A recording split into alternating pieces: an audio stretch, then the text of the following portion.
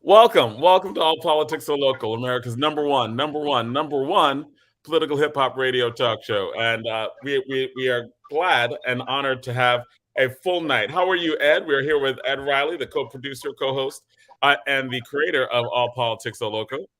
Ed? I'm good, man. Trying to beat the ice storm, man. So Yeah, this weather, man. It's random weather. So we're here, and we are here with our first guest. We are honored to have one of our favorite guests on. The I'm sorry. Can you say that again? One of our favorite guests. Yeah. Yes, your favorite sometimes, right? Thank you, gentlemen. You do, right? Maybe I'm just speaking for me. Maybe I'm just speaking for me. I'm a little biased, But the very impressive Assemblywoman, New Jersey Assemblywoman Brittany Timberlake. We are honored to have you here again on our show. Hello, everyone. Thank you so much for having me. It's always an honor to be on All Politics Are Local.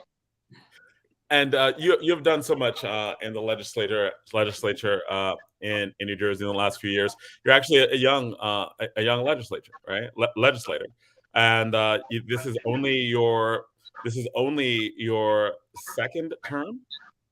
So this is actually technically my third term. Yeah, the very beginning of your third term. You did 4 that's right. And you're just starting the beginning of your third term. That's right. And in that time, there was things like from the minimum wage law to the independent prosecutor law, and a series of other things that people have been fighting for some time that were passed, and that were bills that you actually sponsored. So I've jokingly nicknamed you as one of the hardest working legislators, the James Brown of legislation that you've done. She stole that moniker from James Brown. That's what that is. Yeah, the Godfather. I should say she's working just as hard as Reverend Sharpton now, right? She all over the place. So she's gonna get that title in a minute. You know what it is? It's about making sure that I do a good job for the people and making sure that I honor my ancestors, whose blood obviously runs through my veins, the former slaves, and the hardworking women who came before me who were marginalized, just the marginalized people. So a lot of the bills that I focus on, I author myself, and I do so with the purpose of creating equity and true diversity in many different ways. So I'm really very grateful to have the opportunity to serve in the legislature. It is my third term, but they go quick because they're 2-year terms. And so basically after the first year of the first term, then you're running for office again. So it always seems as if I'm running for office. And that's just because it's the same thing like the Congress. And you'll hear from the amazing Congressman Payne later on, who we work very closely with, who's doing phenomenal work in Washington. He really is just doing outstanding work for people, making sure that he brings home the resources and the dollars to our community. But I think it's important too that to mention that a lot of the bills that I've been able to work on have been a little controversial as far as forced change, but I've also been able to secure bipartisan support on most of them. And I think that can we talk a little bit about that, especially some of the ones that were some of the bills that were more controversial? Yeah, you have $15 an hour minimum wage. You have the independent investigation bill in the event someone loses their life during interaction with law enforcement. Those were more controversial. The then Attorney General was absolutely opposed to the bill. He came to a committee meeting, a committee hearing on the bill, which was unprecedented. The committee chair at the time said to me, I was new, and he said, "Look, kid, the Attorney General is here. It's the highest law enforcement official in the state. Just stick to the bill. You'll be fine. This is unprecedented. I've never seen this happen." He had been in the legislature for over 20 years. Had never seen a high-level official like that come out and oppose the bill. So, and as well as the state PBA president opposed it. And it was such a simple bill. It's not an anti-police officer bill. We need our police officers. I don't like polarization or extremism one way or the other. I don't understand why, if we believe Black Lives Matter, does that mean that we don't care about police either? I don't understand why we can't walk and chew gum as a society and stop creating two different teams, them versus us. So it was a very fair bill. right? Like it's an independent investigation if someone loses their life during interaction with law enforcement. And that's fair all around. And we spoke about the bill in the committee and testified for it and stood our ground. And there was advocates there as well. And the bill passed only by one vote. And it's a Democratic majority. So we had even lost Democrat support on that one. But I will tell you that we then galvanized support to get the governor to sign it. And he did sign it. And in order to do that, he had to go against his appointed attorney general. And that was a big deal for him. But he did it because he knew it was the right thing to do. So I have a lot of respect for the governor for that. And this was prior to the unfortunate death of George Floyd. And it's not lost on me that we've seen so many horrific police brutality situations. And George Floyd was certainly horrific and was absolutely police brutality. Heinous and any other word that you would like to call it to just describe something that should never happen. However, that wasn't the first situation that America has seen. We have a 12-year-old boy who was shot down in a park for playing with a toy gun. Like, what was he playing? Cops and robbers? And a lot of children grow up playing games like that. When you're Black and you play a game like that, you're subject to be shot and killed. And that happened. You think of Sean Bell, who was killed the night before his wedding at his bachelor party. You think of so many of the horrific things, but for some reason in 2020, the world quieted down just a bit, I guess because of the pandemic, for America to hear our cry, as Black and brown people have been saying that this is an issue for a very long time. It was actually one of Dr. King's 3 pillars of his mission and his strategy. One of them was to end police brutality, along with, economic justice and civil rights. So we got that bill across, and that one was more controversial, but there has been some other bills too that are very progressive. And before we move off of that one, it seems like, do you keep like journals for this? Is there ever going to be like a book coming out about that? It seems like a lot of the back and forth, and a lot, like, people don't know how laws are made. People don't know how bills are passed. And there's been a lot of talk about police reform and police legislation, but that was really a good example of just what has to happen in order for that to pass. Have you like written that down? Is this something going to be published at some point? Nothing is off the table. I really haven't thought much about it, Jonathan. I just feel like right now in this moment in space and time, I'm trying to keep up with everything while I have the opportunity to legislate, to make that my center of focus of writing versus writing a book, write for the people, write for the change. So you never know. But it certainly was an interesting experience, right? Because again, it's the highest law enforcement official in the state saying that they're going against this bill, which is so practical. The 41st vote came from an Orthodox Jewish male, Gary Scheer, who, the police and all the prosecutors, they didn't want the bill. They had been calling around saying, don't vote for this, Democrats included. And, I looked at him and I told him, I said, I have a 3-year-old. Well, he wasn't 3 at the time. I said he's around 1 year old. And I said, but he's the size of a 3-year-old, and he's going to grow up and be as big, beautiful, and Black as his dad and his grandfather. And there's going to be a time where people move from saying, "Oh, you're so cute," to feeling as if he is a threat. And maybe if this bill were in place, it would make a racist law enforcement officer think twice before pulling the trigger on someone like my son, God forbid, but also on everyone's son. So it was for all Black women. It was for anyone who has a Black child. And that was the meat of the bill. And I'm forever grateful that he hit that button and he took us over to the 41st vote. And that's how we got it to the governor's desk. That's interesting, John, as we listen to the Assemblywoman. I'm thinking about what Leroy Jones was telling us, when he was on at the beginning of the year, when he says that, he has to carry his Blackness with him, as a state chairman everywhere he go, in terms of trying to get, as the Assemblywoman just put it, people to work in unison or and be partisan, and that's beautiful, sister, that you carry your Blackness with you and you remember that little Black boy that you're raising, right? Because because the reality is you sleep with a black man, you got a black father, and the reality of all of that comes in, and that's what the chairman was telling us, right? Yeah. We got to walk with that every day, right? And Yeah. and and he knows the consequences for Absolutely. that. If people move in the wrong way against him. No, it's so true. And you probably hear I now have two beautiful black boys, and prior to that we're a blended family. So also I'm a stepmother.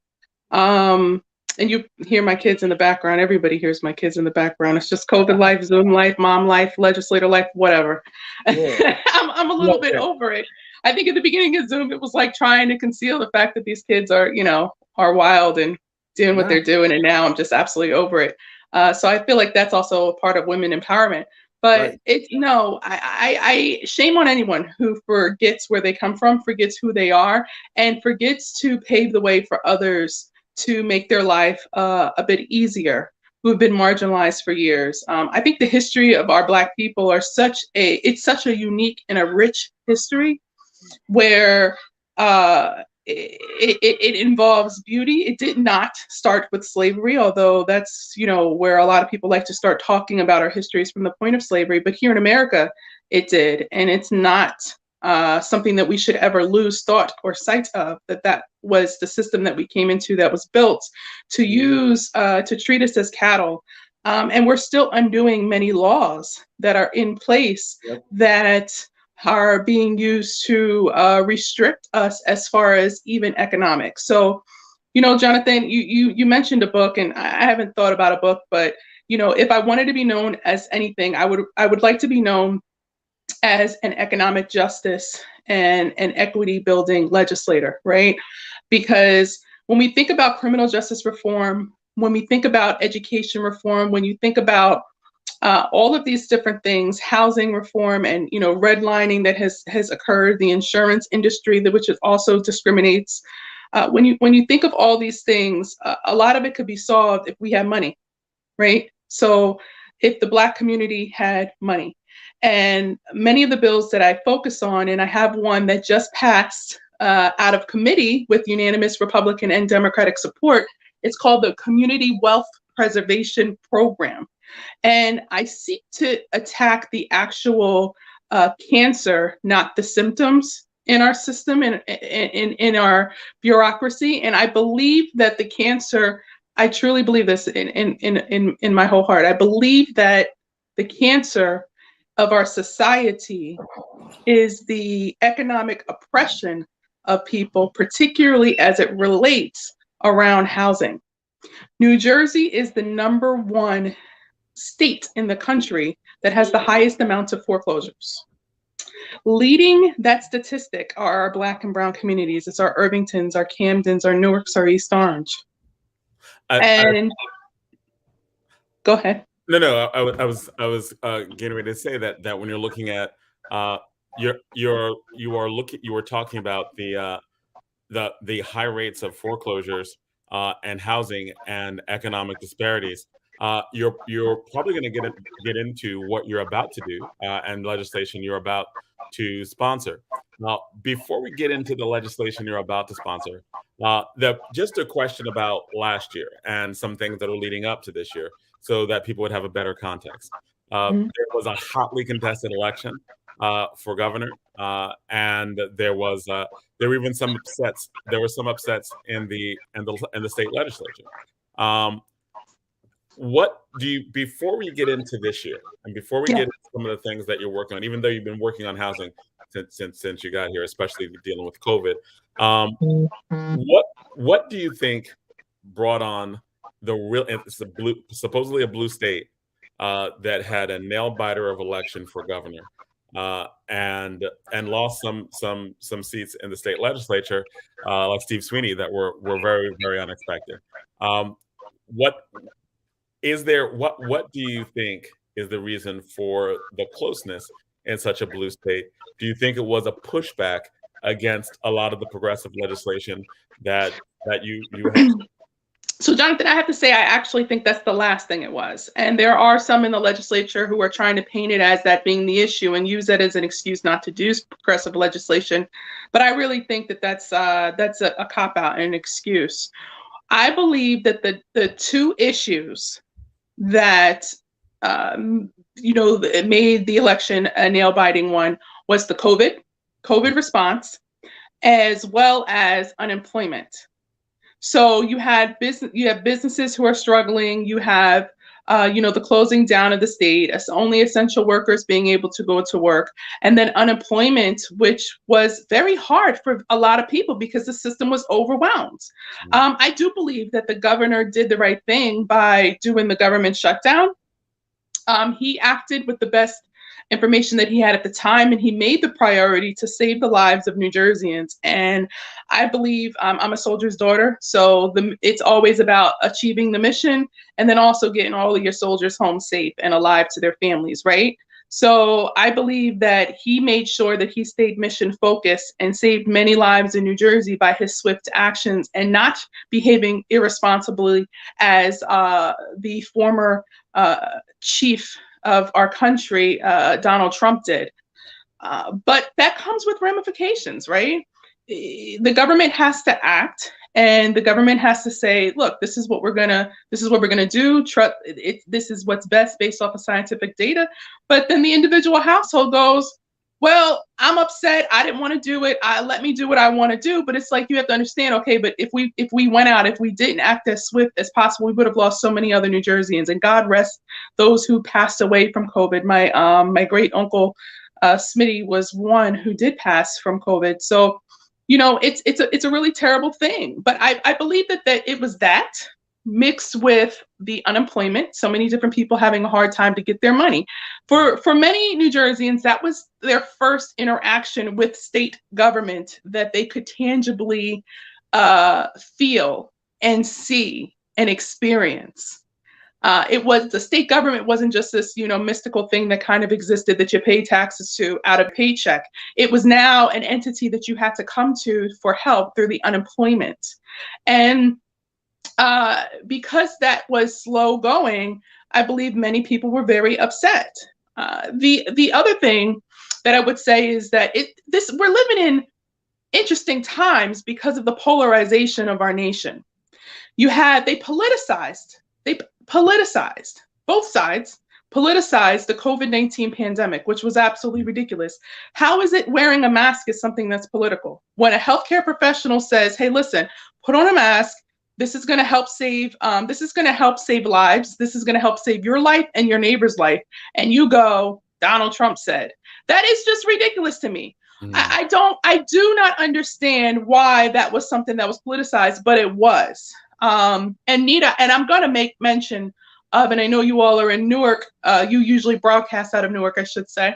That I have a friend in Newark who at 3:00 in the morning called because in the midst of the pandemic, during the first wave, they needed somebody to start making phone calls to get a deceased, it was a husband of a woman who had passed away and was still in the house with the children. And we didn't sign up for this or know that this was how our term was going to go as leaders of the state of New Jersey. But as leaders of the state of New Jersey, we responded and we reacted. And I certainly did respond and react for that family. But it's so painful to see that family experienced what they experienced. He waited to go to the hospital because if you remember at the time, there was a lot of talk about there being, not enough PPE. Right. And the hospital's not having enough ventilators. And he felt like if he went to the hospital, he would die. So he stayed home longer than longer than he should have. And he died at home, unfortunately. And then you have, Donald Trump, who gets COVID, gets rushed to the best hospital under the best treatment and care in a helicopter with no ventilator shortage, without healthcare professionals washing out their PPE to take care of him, day in and day out because they don't have enough. They're reusing it. And then he comes and he stands to testify that COVID basically wasn't a big deal, and he snatches off his mask as he stands on the balcony of the White House. What a disgrace. And What a disgrace. So what I'm telling you is that it's a long answer to your question of so what I think happened with this election. This country is charged with polarization. We need to stop looking at them versus us. We need to stop politicizing everything. Cancel culture is also a very dangerous thing. But we're living in all of it. And I believe that is what happened during the governor's race. But I will say, and I tell my colleagues who try to tell me that it was the progressive pieces of legislation that made this a nail biter, I say that's a cop out, and I'm not willing to accept that. And we're going to continue to push for progressive pieces of legislation because many of the bills that we did should have been done a long time ago, just like many of the bills we did in response to George Floyd should have been done a long time ago, back in Emmett Till days and even before.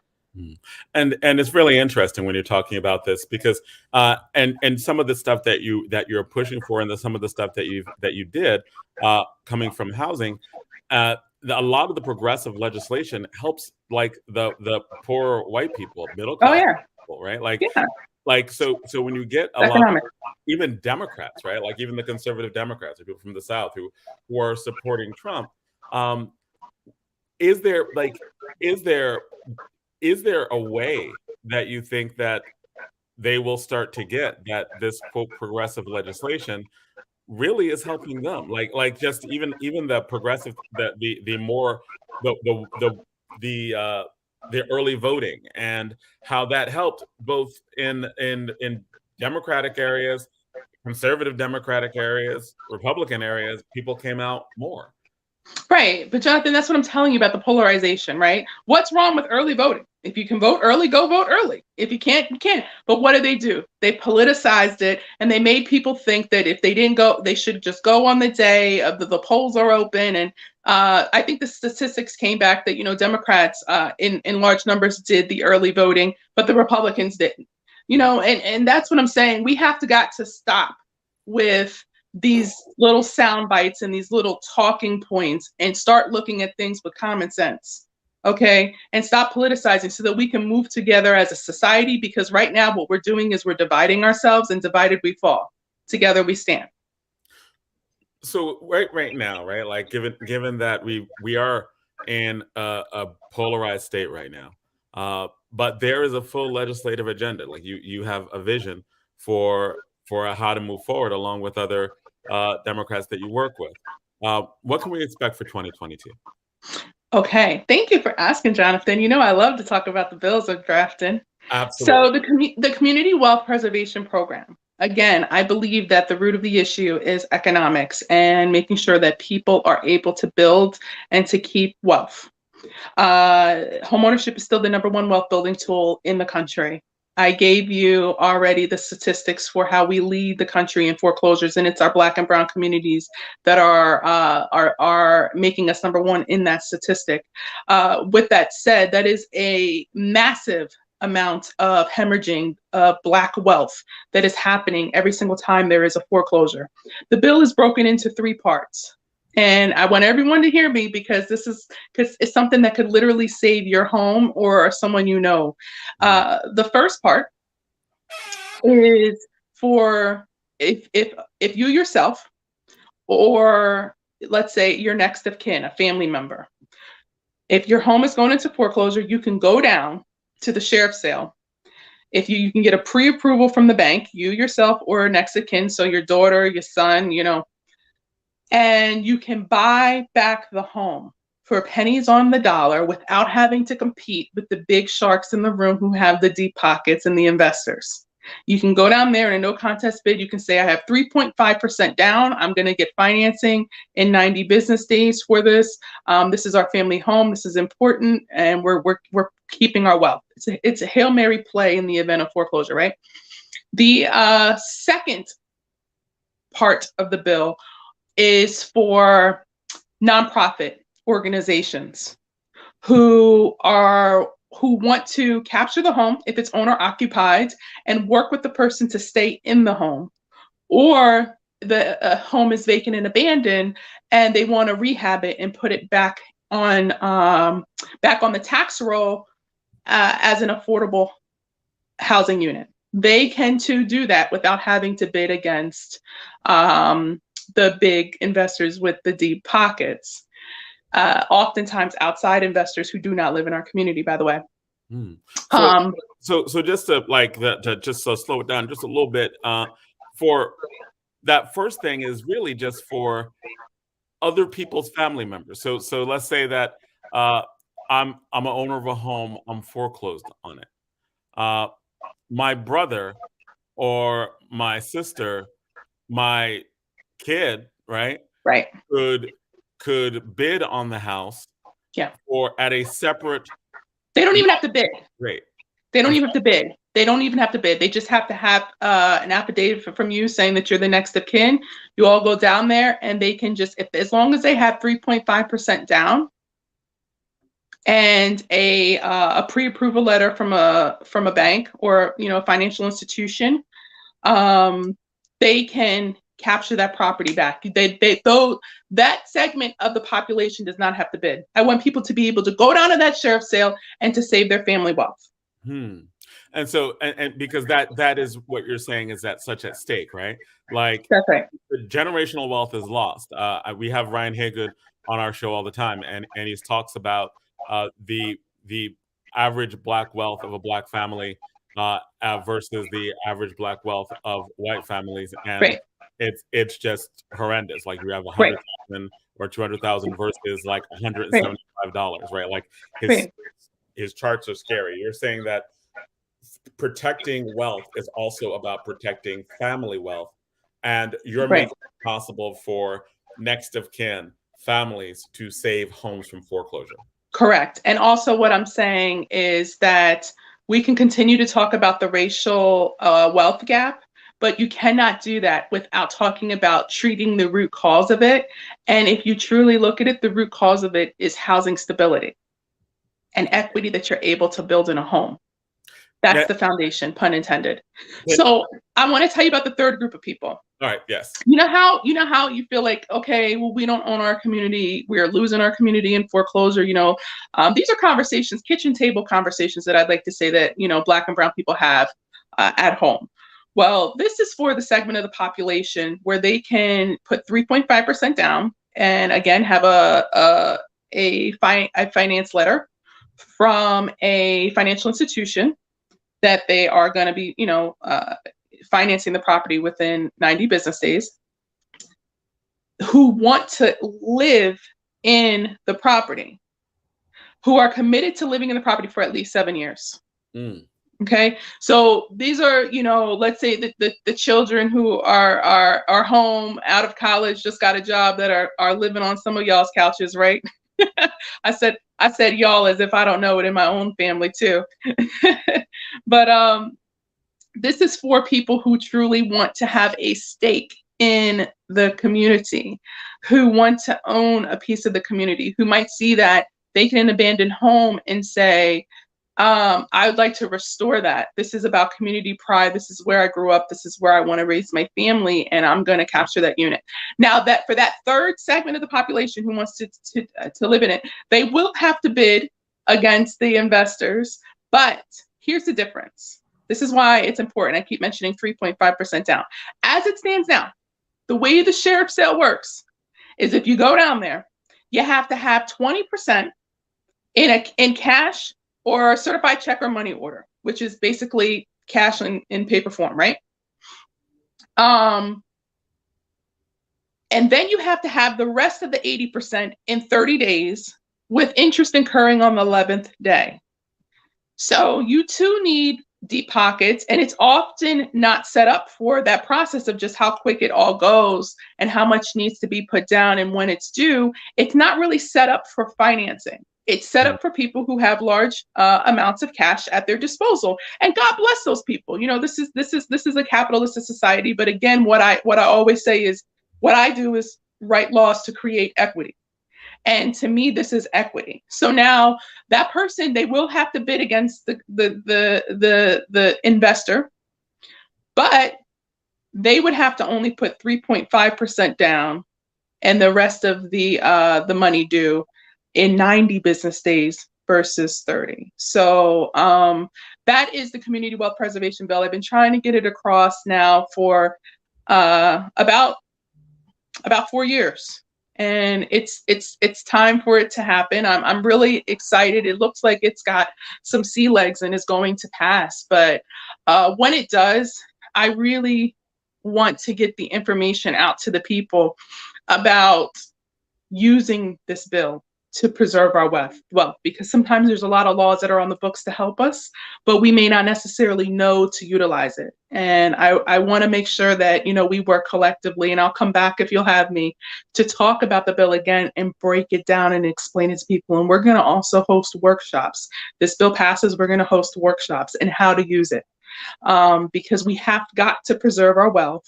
Home ownership is the number one wealth building tool in this country. Don't let anyone tell you otherwise. It is really a lot of people's first stop. And that's the reason why there was a lot of redlining that was done, and Levittowns that were built, and subsidies that happened, all of which said that Black and brown people could not own in these communities. Can you break that down just a little bit? I mean, this is for the February and Black History Month, but also to give context to what you're talking about in terms of why it's so important and why is there this focus on housing. What when you mentioned Levittown, what was that? When you mentioned redlining, what is that?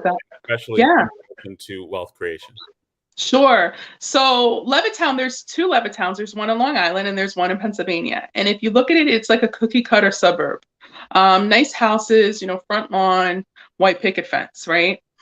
And it was created with the notion that, people who were coming home from war, they could purchase a home, they could have something for their family, GI Bill or whatever it was that they're going to use, but it was subsidized by the federal government. But it was also deed restricted in ways to where it was said that the home could not be owned by people that look like me and people that look like you, Jonathan and Ed, Black and brown people. So this was, here you have a homeownership opportunity for pennies on the dollar that were given to white soldiers to raise their families in.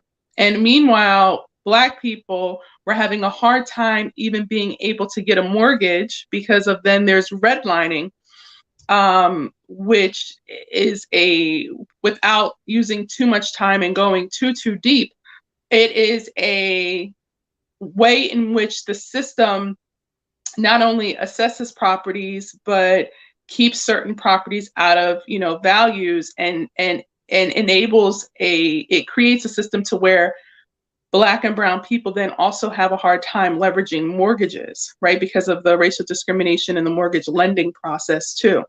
So all of these different things. And you're talking about like where the legal way that segregation was socially advanced by realtors and banks, as in by realtors, banks, and the federal government. Yes, that happened. It's not, that happened. And I know that they're trying to stop real history from being taught in school, but that happened. And we're still, as Black and brown people, trying to climb our way out of that level of discrimination. And that is what the Community Wealth Preservation Bill and many of the bills that I write are all about. Yeah. And Jose Gonsalves, she was a guest and frequent listener, talked about access to secondary credit markets that they might still be forced into, and how credit, like, does the bill deal with the access to credit, as in if you can have 3.5% down, but do you have access to financing that's not like predatory financing, the credit that's not predatory credit, is in any way addressed? Yeah, what it does is it says that the person has to have financing. And what we have is other bills that have addressed the predatory lending. We know that it was predatory lending that got us in the 2008 housing crisis and really catapulted the foreclosures into next level, making us that putting us in that number one spot. But we spend a lot of time with banks talking to them about what it is that they're doing to make sure that they're working with people to stay in their homes, but also not giving predatory loans. I would suggest anyone who wants to buy a house to go and find a HUD certified housing counseling agency. So that's in Newark. That's the La Casa de Don Pedro, New Jersey Citizen Action, which is over there in the Haynes building. They do it as well. And there's also some online places that do it. The HUD certification gives you quite a few things. One, it tells you what to look for so that you do not get suckered into a predatory loan. It also tells you, it also opens the door for you to get down payment assistance grants from your some municipalities have them, as well as the county of Essex, they have it, and New Jersey, HMFA, different mortgage products, they all often look for a HUD certificate, because the HUD certificate, the HUD certified 8-hour homeownership class, is teaching you about things that you're going to need to know as a homeowner, and they see it as a way to minimize foreclosure by informing people about home ownership and what to do when different things happen. So predatory lending is a major issue. But in this bill, what we did was we left it open, because of what I didn't want to see is people become handcuffed with just one type of mortgage product and then not be able to leverage it. So what it says is that you have to have a financial commitment from a financial institution. You have to be pre-approved, actually, it says, not a financial commitment. You have to be pre-approved by a financial institution. And if you're bidding, if you're in that third category of a person who wants to live in the home for 7 years, if you're bidding, you cannot bid more than what your pre-approval letter says. Right. So whenever you're going to purchase a home, what a ethical mortgage lender is going to do is they're going to calculate your income, and they're going to calculate your debt, and they're going to take a look at your pay history, your credit score. And then they're going to tell you how much house they believe you can afford.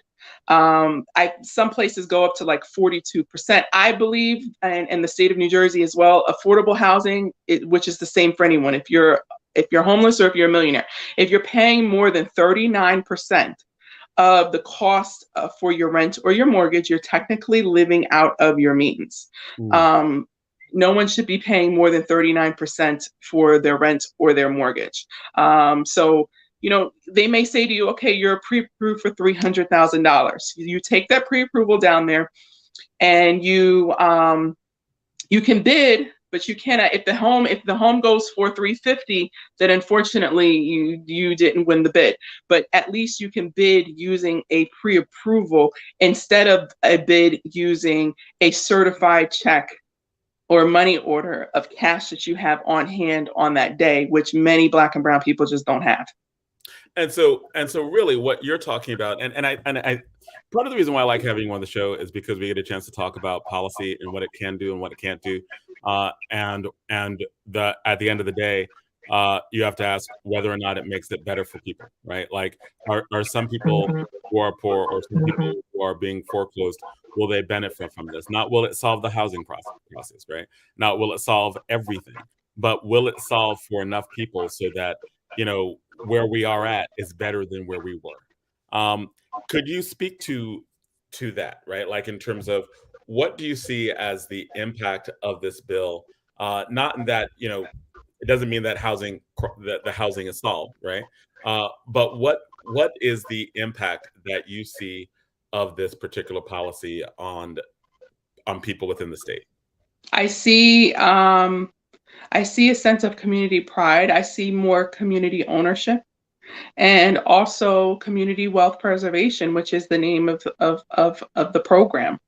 That's what I see, and I hope that it does work that way. Like I said, when the bill is going to pass, we're going to have a workshop to teach people and partner with different financial literacy programs to teach people how to use this.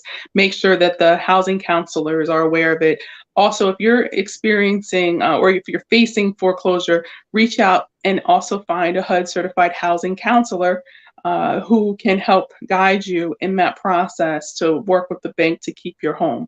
It's oftentimes usually the same people that also offer that 8-hour HUD certified class I was telling you about. So that's another part of this as well. I think probably there's the legislation that you're talking about. There's also the education around housing in general. And you really have talked about, like, basically, you made me think that most people who live in urban areas, if they're going to buy a home, should actually go to a HUD office and just see what programs are available. Oh, absolutely. Like, is that what you would do? Like, you would look and you would see, Yes. go to HUD, you take that class. Yes. And it's not necessarily going to the HUD building. What it is that there are certain designations, nonprofit organizations. So, like I said, in Newark, it's La Casa de Don Pedro and New Jersey Citizen Action, like the UVSOs. It's organizations like that. What they do is they are HUD certified. So that means that the Housing and Urban Development said that they are certified to teach these courses and to provide you with a certificate that is good for 1 year to use to leverage down payment assistance if it's available, but also to have as proof that you've learned the process of homeownership and what to look out for versus what not to look out for so that you're not taken advantage of. There are a lot of unethical people, unfortunately, who will see you coming a mile away if they feel like you don't necessarily, or you've never purchased a home before, or you don't know what to look for. And they can really, make a go out of you and take you for a lot of money. And it's important that you know and you go into it eyes wide open. And I feel like that we should do that with anything, especially with what is most people's biggest purchase in their life is their home. And it's worth doing. So since it is your biggest purchase, it is worth doing that research. It is worth looking at actual federal funding and federal programs or local programs or nonprofits that have something to offer. So thank you for that in terms of that level of education that is added to it. And are there other bills besides this one that you're going to push? Oh, we just lost the assemblywoman. So that this is real interesting, right? Because a lot of times when people talk about policies, she'll come back in a few. But a lot of times people talk about policies, and they're talking about like and I get this all the time when I'm talking to my friends, etc. And there are always limitations of what can be done, what cannot be done. But it seems like these bills are parts of a larger fight, right? Parts of a larger process by which it seems like you are fighting and pushing uphill, right? Like, and dealing with gentrification. The next question I was going to ask, but it was going to be about the gentrification, like how does this speak to certain issues of gentrification as well? We have Jose, I'm just gonna put one of her comments up here. She ran Josie Gonsalves is a frequent guest, and also she also is watches our show a lot and has got some great comments, and was talking about the process, raising some great questions about the process. So Ed, what do you think so far? Well, I think that one of the things is, John, that came out, was I started thinking about, one of the things about how, we take a look at all of these new developers that are coming in town, and we start, looking at, our folks being moved out and gentrification.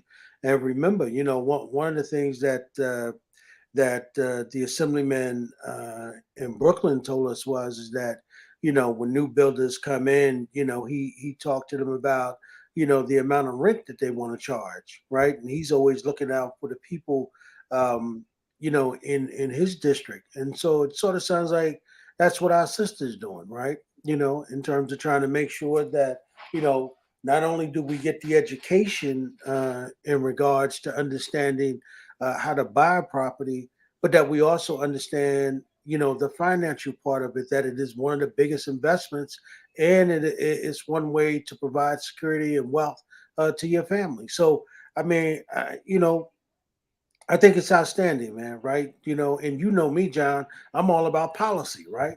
Right. It's got to be about policy. And Charles Barron is the brother I'm talking about, right? And you remember when he came on, he talks about, when these cats want to build these buildings, he's often asking them, well, how much are you going to rent? And he says, well, my people in this district can't afford that kind of rent. Well, come back when you think you can, build some property that these folks can afford. Because remember, what she just talked about, John, is they take a look at your debt and they take a look at your income. And then they determine how much house you can build. Well, a lot of these builders, when they come into the Black community and they create gentrification, they don't do that, right? Right. I mean, remember the brother who used to live down in the district where you are, John, down in the in the Ironbound. I remember he told us that how they priced him out. He and his family had to move out, and he's an Right. attorney. Right. It was an attorney who had to move out of a particular section Right. because it just became too expensive, right? And it is interesting because it seems like there are a lot of different people within New Jersey who are looking who are really looking on the same front, right? Like they're looking to like what Barack is doing in Newark. One of the things in terms of trying to get people to invest in Newark and buy properties in Newark and Right. work together to buy those properties in Newark. One of the things, and it seems Right. like the bill that Assemblywoman Timberlake is talking about also tries to push for more community ownership, like with the foreclosure law, because people are going backwards, right? Like so, with the bill to make it so that people who have owned houses don't lose those houses generationally, right? Like there are That's people right. who are relatives who can come in and actually buy them, or people who could purchase homes in that second way through the nonprofit, but get around a lot of what's going on right now, where you have this disparity of wealth. You have a lot of very very wealthy investors who are buying up and driving up prices of homes, and so that's something that is also I thought very very positive as well. Yep. Um, Yeah, and John, you got to keep in mind that what we need is a real education, right? Just like we need political education, what we need is real financial education, right? right. We need to be able to understand that, and then of course, having policy that work with us, right? We've got to have all of that, but at the same time, John, remember Amiri Baraka was trying to do that, back in the 70s, right? He was creating something called community housing, right? Where, if you had three tenants who lived in a building, Amiri was talking about folks getting together and instead of paying rent, that they become the owners, right? Why don't you all get together, apply for a mortgage, and that you all become the owners, right? Oh, And so just like community education, community, real estate and because we talk that talk all the time, right? Like, oh, we're a community, right? But that involves finances as well, right? We can be community about that, just like we can about everything else. yeah, and I was going to say, welcome back, Assemblyman. Thank you. I don't know what happened. I started talking about breastfeeding, and then all of a sudden it cut Uh-oh. out. I don't even know. I don't even know if you guys heard that. You asked me what was next. I was going to go into everything we're working on with reducing the infant and maternal mortality rate for all women, but particularly Black and Brown women. That's So a little just black when you song. brought that out, it was Can't go conspiracy, that far. right? They were like, no, we can't talk about that. I said these gentlemen don't want to hear about breastfeeding mommies. I'm just joking, of course. But yeah, that's what we're working on. On Monday, I have 3 bills up in committee. It has to go through committee, then it goes to the Assembly or the Senate, but definitely has to go through both, and then it gets to the governor's desk, and then it becomes law. So we actually didn't hear about any of the second bill, right? There you go. Nothing about the second bill, so it was totally, absolutely cut out before. So tell us what is the second bill and what are the third bills? What is going through? Coming up on Monday? Okay. So what we're doing on Monday is a bill that opens up access for breastfeeding mommies to be able to have accommodations on their workplace for an indefinite amount of time. As it states, their employers are only supposed to offer a opportunity or a break or even a room for a a limited amount of time. I do not believe it's ethical of an employer to say, well, look, I only have to offer a room where you can go and breastfeed for only a year, or whatever the duration of time is, because then what that does is that forces a mother to start to think of, oh my goodness, I have to wean my baby in a year. But the World Health Organization actually recommends 2 years of breastfeeding. Oh, wow. Yeah. And it's a lot, there's a lot that has to be changed about our culture, particularly the way in which we think about a woman and the way she provides nourishment to our baby. We need to desexualize breastfeeding. It is the most natural thing on earth. And this bill really will impact a lot of Black and brown women and encourage them to nurse by giving them the proper support system.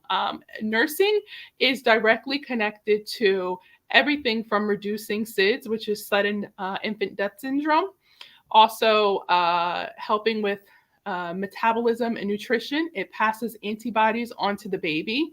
It does help with the snapback too, ladies. It burns about 500 calories a day. And it helps with IQ and overall health and allergies. The formula companies still have not been able to duplicate all of the nutrients and vitamins that are in a mother's milk. So that, I'm very big and have been very open about breastfeeding and encouraging particularly Black and brown women to do it. And on jobs where they're not given the support system from a boss who may not just understand, it makes it very difficult, and it deters women from being able to do that. So that's one of the bills. There's also another bill that I have that requires healthcare providers and midwives to tell a woman all of her birthing options. Currently here in the United States, we're very programmed to, whenever a woman goes into labor, she gets an epidural, she gets something called Pitocin to, speed up the contractions, and the epidurals to numb, and then you have your baby. But when I birthed, I had the opportunity to really look and do a lot of research into even holistic ways of birthing, and that was the way that I chose to birth. And by the way, to the previous bill, a healthy baby is a fed baby. So if you can't breastfeed for whatever reason it is, there's no mommy shaming that happens there. And also the same thing with whatever birthing option you choose. If you want to do an epidural, Pitocin, so on and so forth, so be it. My best friend, she wouldn't have it any other way. She's like, give me the epidural. I don't want to feel any pain.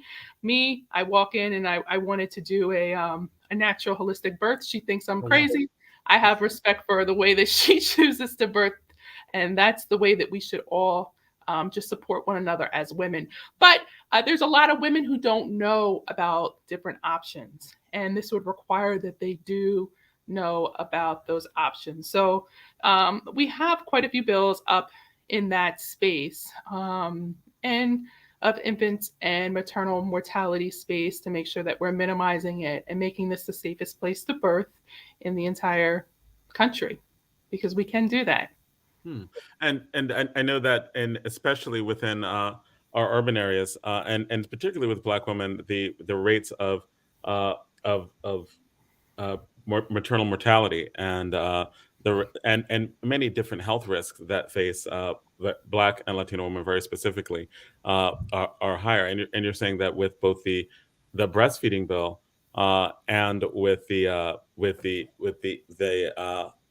it will lead, it could, and with the second bill that women should know their options, this could lead for healthier mothers and children.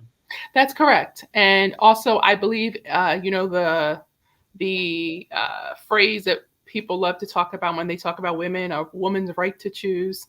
I believe in a woman's right to choose in everything, okay, as it relates to her body, as it relates to her life. And I believe in creating equity for everyone. There is one bill that I have that is not up in committee that I am also pushing for in the same spaces, women in health. It requires insurance companies to pay for home birthing options, natural home birthing options. There are so many women in the state of New Jersey who birth at home and there's midwives who are certified, it's licensed. It is something where you have to be approved to do it, because it can't be if you have like certain complications or are high risk, then they won't approve you. It's a very regulated thing, but it's here in New Jersey. It is legal. There are women who are choosing to have home births and have been since the beginning of time, right? But the insurance companies do not pay for it or hardly even recognize it. And what that does is most of the women who are having home births are women who can come out of pocket about $10,000 to $15,000. Wow. Wow. And I believe that creates a disparity. If a woman wants to have a home birth and is approved and by her provider to do so, and is cleared as it being a safe method for her, then why should the insurance company not also cover that? So that's something that I really hope to get across too. But as you can see, we do a lot of different things. Housing, of course, is my number one love, because again, I see it as the absolute epicenter for all other issues. And but also making sure that we're creating equity in all spaces, even in terms of health, is important too. No, thank you, and very much appreciate you for that, because and all of them really do have to do with people's health and well-being, right? Like housing is just the most essential. If you don't have a house, if you don't have a place to live, if you've lost it for foreclosure, losing family wealth, losing the ability to stay, the stability, right? Like there's so much that's lost, and that leads to physical health, right? Problems for people as well. And of course and it's interesting because you are finding solutions to problems that are not well publicized, right? Like so it's not like no one can accuse you of chasing the cameras, right? Like in terms of like you are looking at things that are actual, like these are problems within our community. These are problems that women face. These are problems that we face, and these are things that have to be dealt with because they are problems, and in the within our society, and that are affecting kids. So it seems like in addition to doing legislation, you're still educating on these last two bills. You're educating as well. You're educating everybody about needs that are already there, and opportunities that people don't have, that they don't even know they don't have. Yeah. How about that? We don't know what we don't know. And right. as long as I have breath in my body and the opportunity, to legislate, that's what I'm going to do. And I'm going to do it with the purpose and with the passion, and not with coming at it with a lens to see my name in lights, which is very narcissistic of many people who just do it for the accolades. That's not what it's about. I'm in it for the real change. And I hope people see that and support it, because there's so much work to be done. And the next question is briefly, it's actually a selfish question. I'm a debate coach, and there are a lot of arguments that people have where it says, we've gone from slavery to Jim Crow to the prison industrial complex. Each time we try to find legal problems to solutions or policy problems to solutions, they never work because we are so entrenched in white supremacy. We are so entrenched in racism. So they would look at working with the state or working with the government or working with the federal, even state government, as being something negative and something that would only lead to disappointment. How would you, as someone who really believes in policy, works in policy, has yet done so much very specifically for policy for groups who are often marginalized, right? Like, how would you respond to that? I would respond to that the greatest change that we've been able to get as Black and brown people historically in this country has been through policy and laws. One of my favorite photos in history is of the one with Dr. King standing behind Lyndon B. Johnson as he signs the Civil Rights Act into law. I would say that thinking that you cannot work with the current system to change it and to rewrite it even is like throwing the baby out with the bathwater. If you have an opportunity to rewrite the system, do so. If you have an opportunity to participate in that process, do so. I feel very grateful to have that opportunity, and I just want to seize the moment every single day. Okay, and thank you. And you know what? That's why I think that we really have got to focus in on, Jonathan, this whole idea that our next guest is going to talk about a little bit, that whole idea of political education, right? And why voting matters. right? And then why does it matter the people that you put in? Mm-hmm. Making sure that they have the passion for what they do, one, but two, really the interests, right, of our community. Yeah, I that's mean, very. that's why it's important. And I can see why Leroy Jones would say you're one of his stars, right? Oh, did he say that when he was Yeah, with you all? He yeah, did. He absolutely did. you're one of, I'm very grateful. He's a good you friend of know, mine, a yeah, mentor. I have a very strong Black father, very strong daddy who's amazing. He's always, in my corner and advising me and things. So it's an honor whenever I say that Leroy is also a father figure. Hmm. yeah, He's someone who really has seen all sides of government, and he made a commitment to me when first asked. I was a housing nonprofit executive director. I founded a grassroots nonprofit organization, and he asked me to run for office. And he made a commitment to me the day that he asked me, that he understood who I was and what I was about, and that he would always support me in that. And that's something that he's never gone back on. And I think that speaks volumes about the kind of man that he is, particularly as there's a lot of different political pressures that start to happen when you start talking about creating equity, particularly in economics, and messing with the things that make other people that don't look like us wealthy. Comes Right. with other political pressures of, hey, you got to stop her. What is she doing? What is she? My friends, and he has never, succumbed to that, and he always has supported the work that we do, and he's just really a great guy. And he's married to a beautiful woman, Jackie Jones, of course, who's always there in his corner, and in mine too. And I'm really grateful for that. well, tell us Well, how you really feel about it now. well, Yeah. well, thank you so much. We also the very last thing is we always ask a music question. Who you're rocking with now? Or you can tell is your favorite person of all time. You can remind us who that was, and or you could tell us who you're listening to now. So, favorite person of all time, I always tell y'all I'm a Nas girl, but I have to say, I truly believe that the greatest lyricist and also female would have to be hands down Lauryn Hill. Mm. Wow. All right, fair, Yeah, fair. from East Orange, shout out Lauren. I think she's from East Orange, right? Yeah. We must have before. Because of She, East Orange, I'm claiming her. I love her. All well, right, we've well, never, we agree, but we've never seen that sophomore album, right? When she Listen, came out with that killer listen. Miseducation of Lauryn Hill. Yeah, but there You was know? sophomore albums. You just have to be a real fan because she had a lot of underground stuff, and I vibed with it all. yeah, Oh She's yeah, really, yeah, the really underground stuff, true. But yeah. when we talk about what did she sell, like 80 million copies of Miseducation of Lauryn Hill? one of the best albums.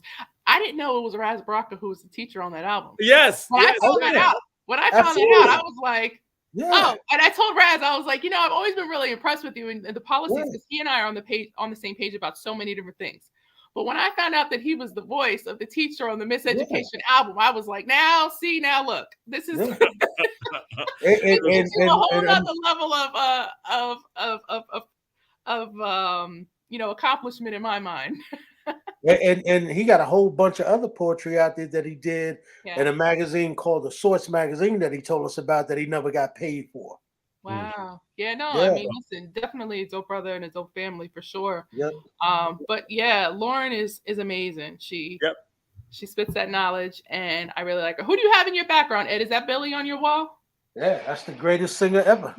Okay, I That's like Billie that. Holiday. Right, When, Strange when, Fruit. yep. Well, thank you so much, Assemblywoman Timberlake, for coming on again. We can't wait to have you back to talk about how those bills have passed and how we are and how we're moving forward with the education and other things that need to be done. So thank you so much. It's always fun having you on the show. It's always fun talking to you about Likewise. policy. Thank And you, gentlemen. Yep. thank you. Thank you. Can't Bye wait to have you now. back. And that is the end of this segment of All Politics Are Local, America's number one political hip hop talk show. So we have our next guest is a law professor and a lawyer and law professor, and I think that she may be having some technical difficulties right now. But Linda Carter is going to be talking to us about the Supreme Court, and Biden is like, hey, we're going to put a black woman on the Supreme Court, and there's going to be a Supreme Court justice. And there were some people who were saying like, oh, this is like affirmative action, which was so funny, right? Because it's like, wait, so if they were white, it's okay. If he's like, or even a woman, right? Like, because Reagan was like, oh, I'm gonna put a woman on the Supreme Court. Trump was like, we'll put a woman on the Supreme Court. No backlash, nothing, no pushback. But you say I'm gonna put a black woman on the Supreme Court, all of a sudden it's like, oh, what's the world coming to, right? So we're gonna hear from Linda Carter shortly when she comes on. But all of a sudden, John, race doesn't matters, right? Right. So why first time you put a black man on there, so don't say nothing about that, right? Now all of a sudden, you can put every other group of women on there, white women, Latino women, but when you start talking about race and as it relates to a black woman, all of a sudden now they're saying, oh, why he's got to say that? Why it's got to be a black woman? Why the woman got to be black? Yeah, because there's never been a black woman on the Supreme Court. That's why. Right. And it's not like, because you're only choosing one, and it's not like there aren't a whole lot of highly qualified, brilliant black woman jurists out there, right? Like it's not like they're like the even bringing it up is one of those things that's just like, wow, you just so Well, racist. John, I got to say I disagree with you. There are a lot of talented black women out there. No, that's what I'm saying. I mean, there are so many, right? They're only choosing one, and you've got so many people, so many like highly like qualified. There are probably thousands of women who could be qualified to be on the Supreme Court, or at least have the same qualifications as some of the white people they put on there when they try to rush them through, right? Like or rush them through for political reasons. Like and John, that was actually a conversation that was being had. Folk was saying, they keep talking about somebody's got to be really super incredibly qualified. All these women reckon and background out qualifies the women that are some of the women that are on there. Right, like and especially when you're talking about like the last two nominees, both the white people who were put on there, who are rushed through politically, and they just tried to get the youngest one. Like it's kind of like Barack Obama had to have graduated from Harvard Law School, right, and be the person who was making law review, right? Like he was the first black man on. He had to be like smarter and more well qualified and more educated than everybody else, right? Absolutely. So it's one of those things where the first black woman on the court is going to be one of these graduated from Harvard Law School, Yale Law School, Duke Law School, right? Like it's going to be somebody who's like a federal jurist of the highest quality that they really can't question the qualifications, right? Like, and there's so many out there like that. But you would hope, John, that that's not necessarily the case, that you can get a Raquel Lumumba kind of sister on there, somebody who got, that kind of background, somebody, who went to, black schools and law school and all of that stuff. And not necessarily somebody who went to Harvard and Yale. I'm just talking about the people who they're going to get through. I'm saying that. I know. Right. I know that's what's going to happen, right? Right. But what I'm saying, John, is that there's a lot of sisters, right, who went to HBCUs, right, who are extremely qualified, and of course, I don't know, right? I don't know who I know who they say he's looking at. I don't know who he's really looking at. That's right. Fair.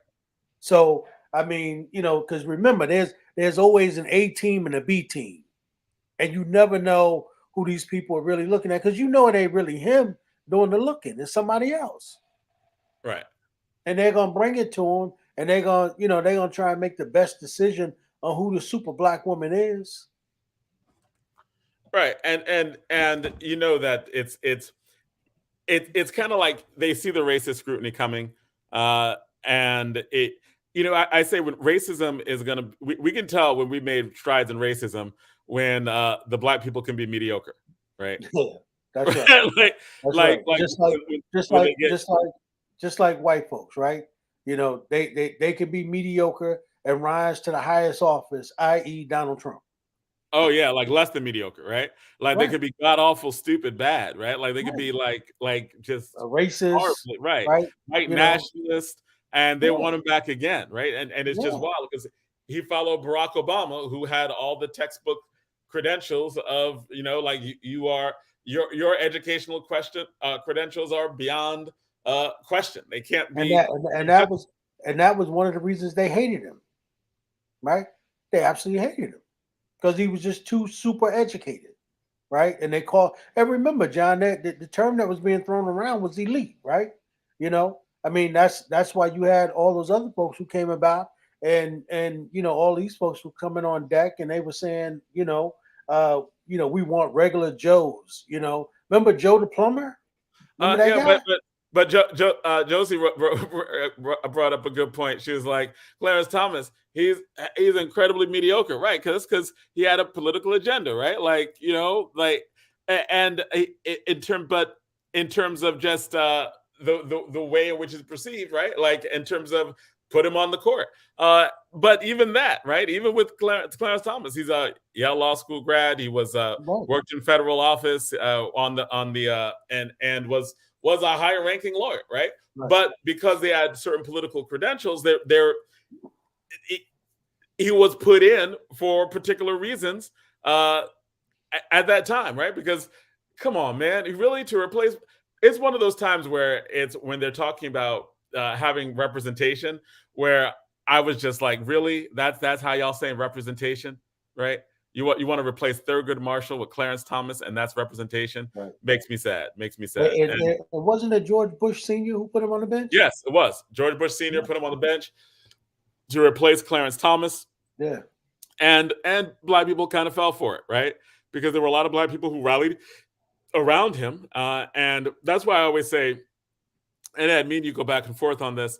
Always be careful about like when people are like, "Hey, we're going to have a black man or a black woman," and it's like, I we agree. want to narrow it down some. No, We want to absolutely agree. right. Right. It is not. We really need to move beyond like I'm going to put a black woman on the bench, or I'm going to make a black woman vice president. Or I'm going to put a black man in the court. Right. Right. I think that we should have learned from that. Like from some people would say as far back as Gibson. Right. Some people would say that at least as far back as Clarence Thomas, that often race is used to like distract us when it's like are they do we so that we don't question the other parts of what they stand for, right? Right. And that was definitely the case in Clarence Thomas when there were so many people so many black people who were like, he'll change when he gets on the bench. Remember Yeah. that? Yeah. He'll Yeah. change when he gets on the bench. Yeah. I mean, hey, John, that's where that term came from. He's the whitest white black man I've ever seen. You know, Right. I mean, that's where that's come from. I mean, everything that has something to do with black folks. I mean, this guy votes against it. I mean, Right. you got to think about that, John. I mean, I can still remember, right, when he was going through the hearings, and I can remember him using this term, modern day lynching. Do you A remember that? high-tech lynching for Yeah, uppity Negroes. right. Like, my God, man, that sounds like some movie somewhere, like some old mammy movie. Like, what? I mean, but he was speaking to a particular audience when he was talking like that. And he was So, also trying to get black people on his side, right? Because when he used the term lynching, right, and actually when he used that term, that's when he started to get that support, right? Like the vehemence against him went down when I mean, it's one of those things where I'm always like rhetoric makes a difference. It's communications. You want to communicate with lots of different people to make particular arguments the way they do it. And when he's talking about that high tech lynching. When he said that, man, people were like, high tech yeah, lynch. absolutely. We got to get behind him. And I'm like, Absolutely. Yeah, no, like it's a scam, right? It's one of those things like the Twilight Zone episode where the aliens came down right, and they were like, we're going to treat you for dinner, but they didn't know they were the dinner, right? right, And it was like, no, they're going to eat you. right. You are the dinner. But that's my point, John. He was speaking to a particular group of people. He knew that, right? Right. That would set people off, and that people would feel like, oh, because remember we at that time, you had black people who understood what lynching was really about, right? And even to the point where a lot of us, even if we didn't know what Emmett Till was or who he was, we've heard that before, right? So him using those kind of terms, man, black folk was like, oh no, we've got to vote for this guy. We've got to support him based around that. And look at this, man. This guy has never supported not one black cause, not one black policy. And look at where we are now when you talk about what recently happened in terms of the George Floyd bill or either the John Lewis bill, right? He didn't support any of that. And so, you take a look at where we are, and we need a strong black woman. I guarantee you, John, if the right sister get on that bench, right, we will begin to see the beginning of a new dawn. But I don't know if that's going to happen. Right, man. And it's like what you're saying is that we need to really get beyond some of the things that we've been talking about and just see like what policies are actually, what things are actually help our community and which ones I don't. mean, Right. that's what the Assemblywoman was just talking about, right? She's talking about being laser focused, based around putting forth policies that are going to make a difference in our community. I mean, that's it. And John, I've often said that, man, that for us, it's got to be about policy. It's got to be about law, right? If we're gonna change, because the reason Donald Trump got away with everything that he got away with, as well as Chris Christie, they all know clearly how to skirt the law, right? Right. And they do that very clearly. They go right to the line, but they don't break it, right? And remember, Donald Trump was the same guy who said when Christie was running for re-election. Remember when he said Christie probably did know about what really happened up at the bridge gate. Remember he said that? Right. He said you can believe that. And so for him to say he didn't know, and that's why, when we think about, the possibility of somebody like a Donald Trump being able to be reelected again, and him now talking about pardoning people, right, who committed the insurrection against this country. John, if he gets reelected, what's going to happen. He's going to pardon himself, and he's going to pardon his children Right. next time around. Because remember, he was thinking about how to do that. And then remember, if he was, we take a look at now, we look at all of the things that he was contemplating doing in terms of trying to stay, king forever. I mean, and all of them cats who were supposed to be smart cats with him, all of them was planning to do the same thing. Yep. And if he gets in, if we elect him next time, he's gonna have no kill switch. Right. Oh, Like absolutely. he had so many people holding him back because they were just shocked. He's if he That's gets true. They were shocked. if he gets elected right now, he has a mandate to destroy democracy. Right. He has a mandate to undermine all of it. Yep. That's just not. It's one of those things that if he gets back in office, um, all because we keep hearing what happened in the last days of his being in office, and all of the people who he was trying to get to skirt the law, Yep. to really disrespect the law, right? Like or take obscure interpretations of the law, right? Because he would say no, it wasn't illegal, it was just obscure interpretations of the law. Right. Can't Yep. help it if you didn't use it the way you should have used it, right?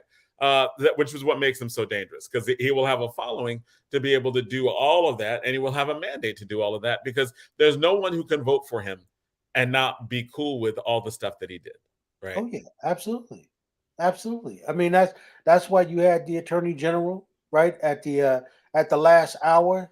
He had to make a decision to resign, because at the end of the day, what Donald Trump was asking him to do was to break the law, right, and to actually go against what all of them claim, that they respect the Constitution, and we know now that's not true, right? Because it's based around their perspective and their interpretation of what that Constitution is. Right. and we realize just from a lot of these stories that have been coming out that that interpretation is just been very shaky, right? Like as in it is almost what they say it is, and it becomes like it's one of those things where it's like, wow, I, they are all given all the problems that we have with the United States, and given all the problems that we have with the way things have gone historically, uh, for for me or for Larry Ham to be taken aback, because I love this conversation that we have with Larry Ham on this particular issue, but for us to be taken aback by just the extent to which they're willing to take a torch to American institutions. Like one thing there about conservatives used to love their institutions, right? Right. Like That's right. conservative white people, you mess with institutions, they get mad, right? That's right. Like they'd be like, we are conservatives. These are our institutions. That's right. There's the Congress of the United States, and there's some reverence to that. As conservatives, those institutions, used to mean something. Right. But now it's kind of like, whoa, as conservatives, they are okay with the torch taken, right? Like even today, where the actual GOP released a statement that was like, yeah, it was just January 6th was political expression. And I'm like, political expression? Right. Wow. That, it's one of those things where I think we're living in a real historical moment. We're going to be looking back at the things that transpire because of this, and look at, well, what are some of those things that led this to happen? Like, why didn't people see or react to it in particular ways? I almost remember like when I was a kid and talking about, well, why didn't people react to various issues the way they did? Like what we like in terms of whether it be civil rights or McCarthyism, or like where people were like, well, how did they believe that? How did they like in terms of like all the different areas of oppression that were mainstream? How did people believe what they believed and things be normal? But they were then, and they are now. Which again is that scary portion. We are trying to get Linda Carter back on. She's been having technical difficulties getting in, but we're as we continue to try, Ed and I will continue the discussion. So, But John, could you imagine had Barack Obama did, just 1/3 of what Donald Trump did in terms of trying to stay the first black president forever? Could you yeah, imagine had he done any of that? oh yeah, we can imagine, right? We And don't that, even have to imagine. and that if he had, and think about it, black people loved him and Michelle so much. If he had called for a meeting, with black folk to come down to Washington, I'm sure that black folk would have got together and went down there, right?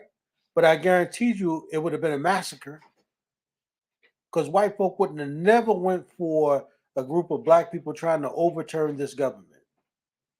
Never. That would have never happened.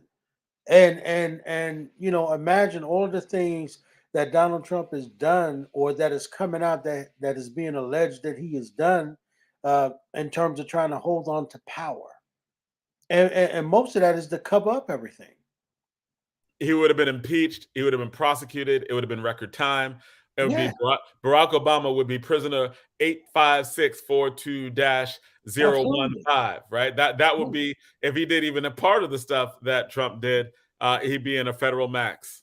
That and John, on the other hand, you also can believe that even the Democratic Party would have went against Barack Obama. Well, that's not saying much because the Democratic Party goes against everybody, right? Like it's almost like a thing, right? Like I've never seen a party cannibalize itself so fast, so much, so often, so consistently that you can count on it. You'd be like, No, oh, I'm, Democrats getting together. Wait yeah. for it. I'm saying that just based around, remember, all of the people that he brought in, right? Remember all of the black folks that registered to vote, that voted for him 2 times in a row in record numbers, right? So he brought all of those folks into the Democratic Party, but they would have roasted his behind had he done any of that stuff. You can Yeah, believe that. that goes without saying, and it really the bar is lower though, man, because like Democrats be roasting Democrats when Democrats are doing the right thing, right? Like it's just a roasting party. It's just one of the parties where it's got to heat it up all the time. Like And like, because when you talk about why Democrats couldn't get some parts of the legislation done, in terms of matching the cinema and Build Back Better, right, or voting rights, they can't get it together because the way in which, because it's not even that they are dissenting, right? Because there are people who dissent and all the other stuff. It all happens all the time, but they're dissenting in a way that goes to the vine, right? They just want to make them look bad. It seems like there are ways that Joe Manchin could have gotten, something could have passed, and it wouldn't have been all that drama. Like, he knew what his number was 6 months ago. He could have been like, you ain't getting this. Let's do this behind closed doors, and then come out, and everybody's like, oh, it's a great success, right? And we don't have all that drama in 6 months. But it's almost like both of them were like stringing it out and publicly slapping Biden. I'm like, they slapped him so hard, Biden was surprised, because Biden was like, but I'm white. I don't get it. Like, I got it with racism with Barack Obama. He's black, but I'm white, and they treat me like this. Right. We were friends in the Senate. Right. Yeah. Right. And we got no one to blame but ourselves, John. Right. And that's why you're gonna keep hearing me say, John, we've got to begin to educate our people around politics, and we've got to really begin to vote our interests, John. We've got to, man. Right? And John, I'm telling you, listen, and we'll probably repeat this in 30 minutes with the congressman, but John, the midterms are in trouble. You know that. And I'm telling you, John, them young people in Atlanta are not going to, I mean, I'm telling you, the brother who's running for re-election as the senator, I'm telling you, he's in trouble, man. They haven't even gotten Stacey Abrams fired up. And that's real talk, John. Because what is this thing you say all the time? Pay them kids, right? And because most of them young people don't see that anything came out of this for them, and most of them didn't really like Biden in the beginning, but their parents was telling them that they had to get rid of Donald Trump. So most of that vote was really just a vote against Trump. It was a vote against his just insane behavior. It was a vote against all of that racism. It was a vote against, everything he was saying about, let's go drink some alcohol, or what was it? It was Clorox, to get rid of, get rid of COVID. I mean, just all of that. So black folk were coming out just to vote against that. I mean, this is what was happening. And so when we take a look at where we are in this country, I mean, for the most part, if it were not for black folk coming out in the numbers that they came out, we'd still have Trump.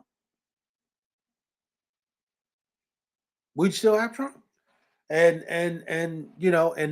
that's to be said for black folk everywhere, right? Not just here, but that's when you talk about a lot of the local elections around the country, and particularly I know that happened here in New Jersey, right? Because when you take a look at how close that governor's race was, had not it been for the black vote, think about what would have happened. Right. And so when we talk about these close elections and midterms, I think that there's all this political organizing that's happening. It just seems like Democrats are just so busy shanking each other, and Republicans are like, yes, they're acting like a fascist party, but they're acting like a real organized, consistent one, right? Like, the only members who break away from the mainstream, they are like cast out, right? Like they are cast out biblically. Like, Liz Cheney is wandering in the wilderness all by her lonesome, right? Like, it's her and like two other Republicans just like, now let's form a club, right? Like they're like, no, we don't want you around at all. You can't play in the playground. And she's like, but I'm a conservative. I believe in conservative institutions. I don't believe the Congress of the United States should be attacked. And they're like, kick rocks. They're like, are you kidding me? So there is a different kind of world that's being lived in right now. And it is one that where all the people who were writing books about political analysis, it is now where they are now mainstream politics of every day, in trying to figure out like what is the nature of the white supremacy that is working on everyone in such a way that they even defy their institutions. So I think that what a lot of what the minority of conservatives, the ones who are just like never Trump, the ones who are like, what's going on? They believe in America and American institutions, and they believe in American institutions, and that they thought that they were part of a larger group that believed that. Right. They thought that he attacked American.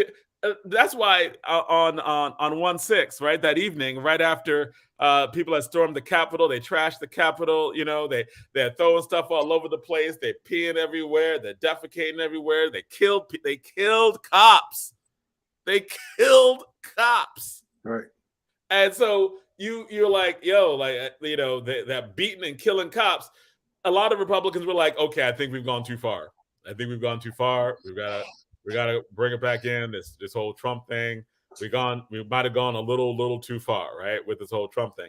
And to think that afterwards, it's kind of like days later, people who are actually conservative are like, but our institutions are important, right? Like the United States federal government is important. And the rest of the overwhelming majority of the Republican Party is telling them to kick rocks down the street with bare feet, right? Like kick rocks, Liz Cheney with bare feet, right? And she's like, y'all are crazy. Like y'all are insane. You to stand for something. What do you stand for now? And all for that for Trump, right? Yeah, I think that there's a lot of high level disbelief among many former Republicans or current Republicans who actually believe in institutions, to find out that people are more comfortable with like anti-blackness than they are. People are more comfortable supporting anti-blackness than they are in supporting American institutions. It's when Black people and progressives become the institutionalists, and the people who were the institutionalists are like, burn it down. Yeah. Like, whoa, what's going on? What's happening, right? Yeah. And that's because they perceive that they no longer have power. So they're like, hey, look, if we as white majority are not going to have power for long, then the institutions aren't working. So we need to burn them down. Right. And that's a contradiction at the highest level, John. And unfortunately, that's the country we're living in right now. And I'm telling you, John, them trying. Listen, if Donald Trump had been successful at throwing out African American votes, listen, him trying to invoke slavery would not have been that far of a thought out of his mind. Well, because if you could simply say, look, I'm not interested in getting rid of anyone else's votes but those Black folks. Just throw those. I mean, because he took a look at all of the Black states, right? And said, those are the votes, how many votes do not only how many votes he needed, but he was looking at, John, he was looking at the voting machines, every way that you could imagine, right? He and all of them catched that. Even the former general, the dude that he pardoned, right? All of them were part of this incredible scheme to try and disenfranchise Black folks. Just this whole thing. Right. And especially, you're right. And Ed, you're spot on, right? Because every state, because again, there are a lot of Black people who are like, voting doesn't matter. We shouldn't vote. We shouldn't participate. But they're actually trying to create a state of white minority rule. So I think that anyone who does any type of serious political analysis has to be like, then if voting didn't matter, if that's right, political power and vesting it in the ways is all a myth.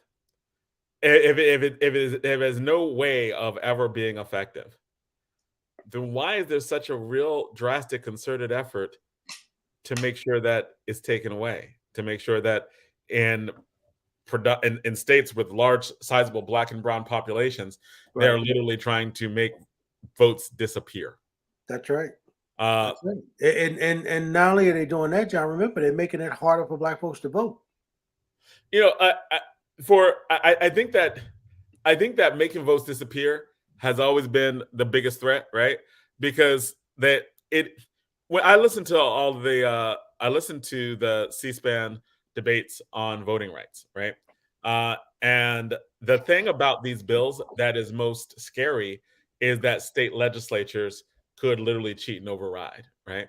The whole thing about early voting, a lot of those things are I think we have I think generally speaking in the United States we have a lot to do in terms of making voting more accessible overall, but that's just not in the new laws actually aren't as bad as some of the laws that are in existence, right? Like in New Jersey, we just got 7 days of early voting, just 7 days, right? And that had to be fought for. And when they're criticizing New York and New Jersey, I'm like, that's true, right? And it's for the same reasons. It's because it's to make it hard for Black and Brown people to vote because Right. in local elections, right? In many of these districts, in many of these places, they may not want Black and Brown people to be so active and vote at a state level, right, or at a local level. And so that is what that is reflected in many of these racist laws, and pretty much for the same reason. So I think that the problem of voting is even broader than that. In that I don't think anybody really wants us to vote unless they need us. That's right. And so even and that's why in these democratic states they're like, we need you to vote in like presidential elections, but as in these other local elections, maybe we don't want you out all the time. That's right. That's uh, right. in these like school board elections or in these clerk elections, maybe we don't want you knowing what's going on all the time, That's right. which is why there's these contradictions in these places. I think it's because and most of the activists in New York and New Jersey will be like, and Malcolm X was like, any down south is any place south of the Canadian border, and many people who are activists who are Black and are active and activists and trying to change things in these particular states talk about the way in which racism works here as well. So I think that when you're talking about voting laws inside of New York or voting laws inside of New Jersey, I think the ways in which they are restrictive here mirrors the same reason why there is a pushback in many of these states because with Democrats in northern states, they just don't want us voting in a lot of local elections, but they want us to come out when they need us, and so that balancing act. So they'd be like, "Hey, come out in this gubernatorial race because we need you. Come out in this, presidential race because we need you. We need you to flip the state against those other white people down there. We need you to be on our side." But when it comes to a lot of local races where you're competing against their own interest, right? Then they're like, well, we need to keep some of these restrictions up. We don't need to make it too free because they might get a mind of their own up here. So I think that there's a real critique of voting laws and procedures in northern states, in states that have Democratic majorities, that really has to be looked at as well. Yeah, absolutely. But we've got to be just as strategic, John. I think that we've got to do that. Sort of like what the assemblywoman was saying, and I think we've got to be strategic. We've got to register people to vote, but more importantly, I think that we've got to educate. Right? We've got to have conversations with our young people, and they've got to understand how politics plays a part of every area of their life. That's one. And two, right? I think at the end of the day, what we've got to do is show them the advantages of having the right kind of people in place, right? So you just don't want to go vote and you don't want to just elect the wrong people. But what you want to do is elect people who share your ideals, people who share, your commonality, share your interests, right? We've got to, I know what we do here at All Politics Are Local, but because we know that there are some people out there that are fighting as hard as they are to try to keep us from voting, right? And remember, John, we've heard this said by a number of guests. If voting wasn't important, why are they fighting so hard to take it away? I mean, if it wasn't important, and because it is, that is what is going on. And I think that what we've got to do is we got to be clear, right? That we need a real political education.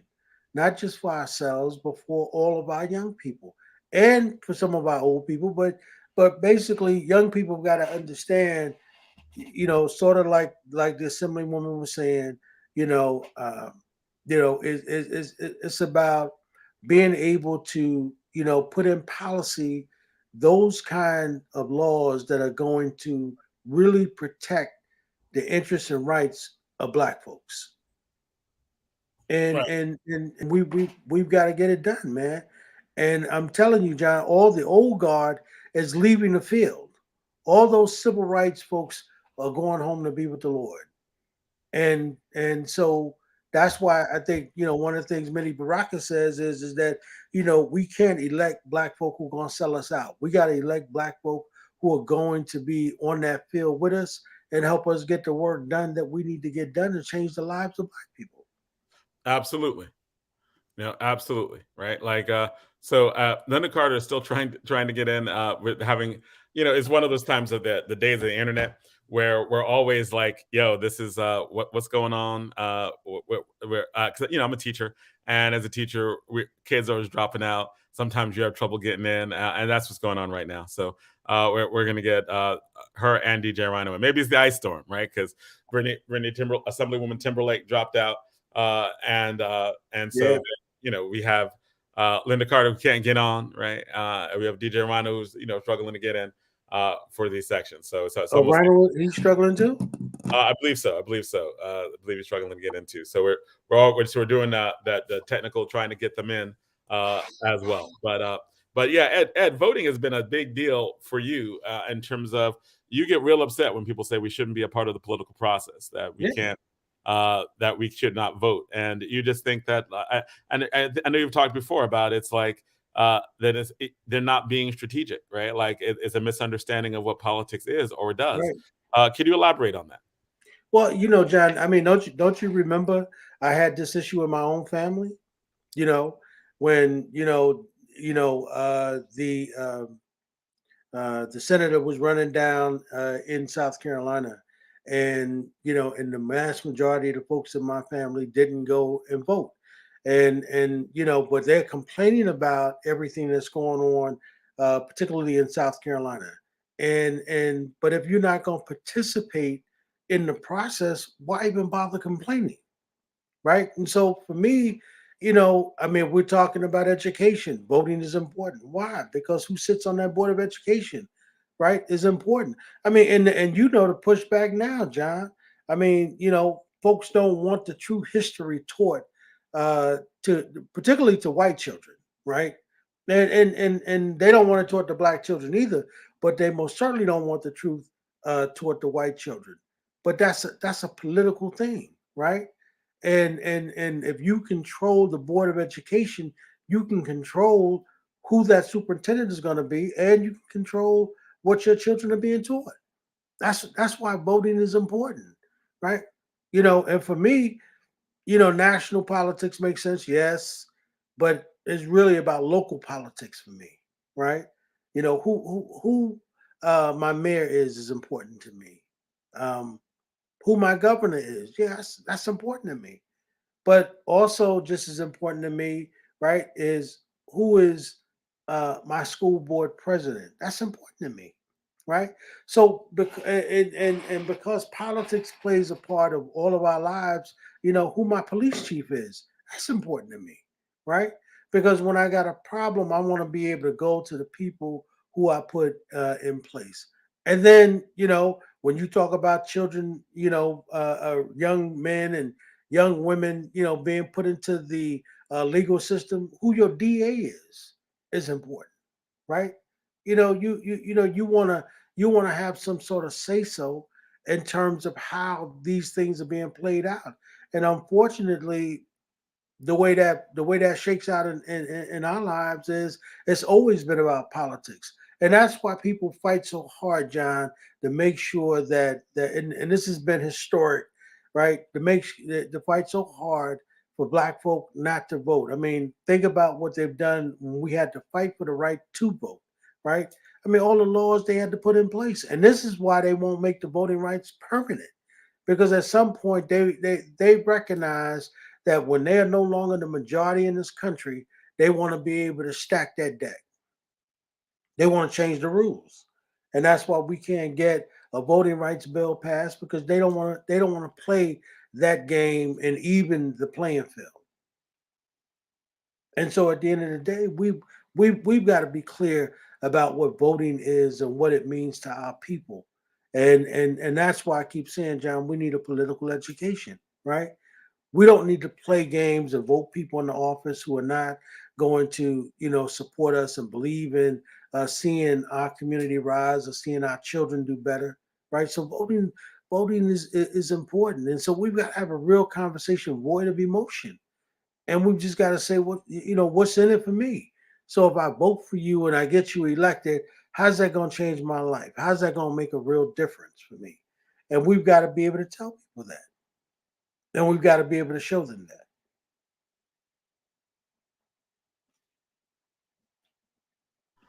that. Fair enough. Fair enough. Right. So, and especially in terms of the things that we're dealing with in terms of people actually being involved, right? And even like so. Ed, what culturally is going on that strikes your interest, right? In terms of just that you think, because we talked a lot about politics. We've been talking about like politics all night. DJ's having some issues getting on, so he might not be able to be on tonight as well. So I know that we always want to try to switch it up because we talk about politics all the time. We talk about it straight through, which is why we always bring Rhino on for him to talk to us about what's going on in the world of hip hop. So anything culturally going on that you think are interesting, or we can even shift back into some politics, especially because of the some news that both of us heard that we thought was interesting. So anything culturally you want to talk about?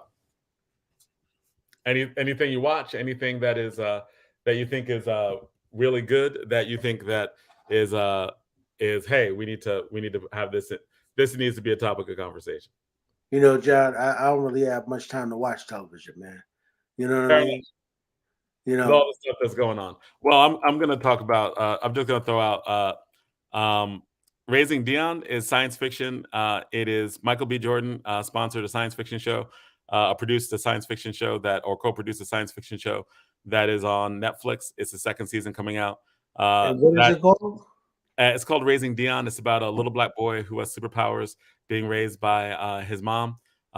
He actually plays the husband who disappears, right? And so it's a family, but really good, like superhero sci-fi kind of thing. And it's just going into a second season. So a lot of people on my timeline were blowing it up. They were like, "Hey, Saving Dion is back and on Netflix," and that's cool, right? So that's the thing that a lot of people were talking about. I know that the Congressman is coming on pretty soon as well. And the hope is that he's not going to have trouble getting on, John. Well, right. Fair enough. Hey, DJ, Rhino. Hey, man. I'm so happy to see you. we were having trouble with our last guest was having technical troubles getting on, and when you're having trouble getting on, we're like, me and Ed were talking, and we're like, but we're really ad-libbing a little bit, but having good conversations anyway, because me and Ed, we love having these conversations. We could talk all day and just put it on. Ed likes to joke and says that me and him will having these same conversations when we're like old men, like Eddie Murphy and Martin Lawrence in life at the end at the game. You remember that, Rhino? Yeah. All right, now, so DJ Rhino, we can't hear you. We can't hear a word you're saying. We got technical difficulties. No. I'm blaming it on. Can you hear me now? We can hear you now. We can hear you now. We're the Assemblywoman Timberlake dropped off. We couldn't get Professor Linda Carter on, the law professor, on, and we were like, "Oh man, this has been one of those tech days." Being a teacher has prepared me for this. Being a teacher in the last 2 years has prepared me. Yeah. In the last 2 years, with all of the virtual stuff you had to do, I know that was crazy. Yep. We lose But kids yes, every day. I remember Life. That was a classic movie. Everybody was in that joint. I mean, like everybody. We're talking about like Heavy D was in that movie. Right. You know what I'm saying? Heavy D was in Life. Like it was, you had Bernie Mac. You had everybody in that movie. Yeah. It was like Harlem Nights. How everybody was in Harlem Nights. That was a funny movie. Yeah, it was. It was a good one. Yep. Old and young. So what's the state of hip hop, my brother? Well, first off, I want to say happy born to Cameron of the Dipset. He just had a birthday today. That's your man from Harlem. That's Harlem represent Harlem Bird Gang. So big ups to Cameron. Right now, the biggest news. Well, let's start off with this. Everybody's talking about ASAP Rocky and Rihanna. ASAP Rocky and Rihanna are expecting a child. So that's been all over the news. That's like all over the internet. People are making memes of this stuff and joking and clowning and all kinds of nonsense. But big ups to Rihanna and ASAP Rocky for that. That's a blessing. You know what I'm saying? So yeah, but I don't get how they being clowned over that. Like, why is that a bad I don't know, thing? man. People got too much time on their hands, and they just come up with ignorant stuff to. I mean, the only thing I can think of is people hating. Like they be hating. I mean, I can understand hating on ASAP Rocky, right? Because it's like it's Rihanna, right?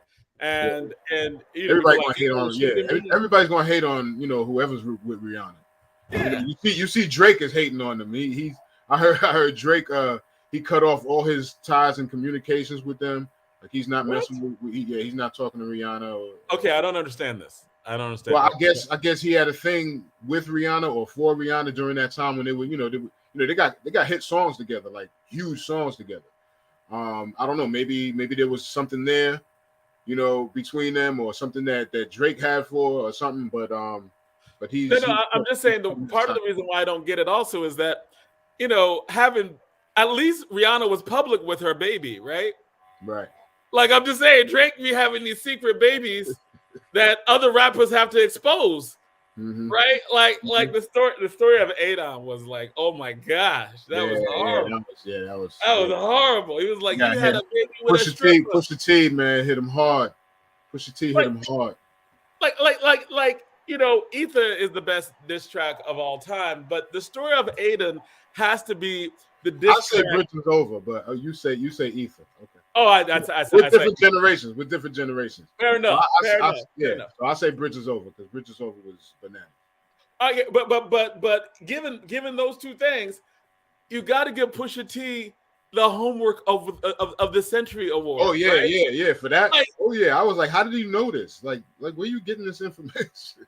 Like I never knew a rapper who hired a private detective. Like he must have hired a private detective to go around because he had receipt after receipt after receipt. It's like he had little pictures, and I'm like, oh my. But you know what though? That's sign of a real battle MC because if you ever watch like the Smack battles, the Smack URLs, like those battles, those dudes, they do their homework. They do all the research they can. They'll find the people's ex-girlfriends, the baby mamas, the enemies, the frenemies. They'll get all the information. And they'll bring it to the battle, and that's like how Pusha T did it. Wow, so that's a straight battle. That's the thing. Yeah, that's the thing to research people's babies, mamas, and exes. All of that. Get all of that dirt. Get all of the dirt on your opponent as much as you possibly can, and bring it to the battle. Dang, that's terrible. Don't you remember who was it? Somebody pulled up a picture of I think it was Jay-Z or somebody pulled up a picture of Mobb Deep. When they were in ballet class or something like that, when they were young and they were taking ballet class, like they tried to call them out like that. You know what I'm saying? Like it was crazy. Dang, people do wild stuff when it comes down to battles. Wow. So I guess that was just something I hadn't seen in terms of that. I was like, dang, you found out he had a child that he didn't claim, that he had these secret relationships and. Like, but you were saying, man, you were talking about the hate on ASAP Rocky. ASAP Rocky and Rihanna. Yeah, I mean, Drake just separated himself from them and all of that. But I just, like I said, I just want to give them blessings, man, because that's life, man. So you want show I, love. didn't- I didn't even know they were dating. Oh yeah. They've been tight for a little while now. Yeah. Yeah. Been tight for a little while. Yeah, it's all over the the tabloids and all that, what you call, All right. So yeah, it's everywhere. So what else is going on, man? I know we got Right here, man. This right here is the biggest news for me. For me, this is what I really, really care about right here. These brothers right here, Tribe Called Quest, they have just been nominated for the Rock and Roll Hall of Fame. So Wow. I want everybody out there to go. I don't have the links and all that with me right now, but I want everybody to go out there, find your way to vote for Tribe Called Quest to get up into the Rock and Roll Hall of Fame. Because they're nominated, but they still got to get the votes.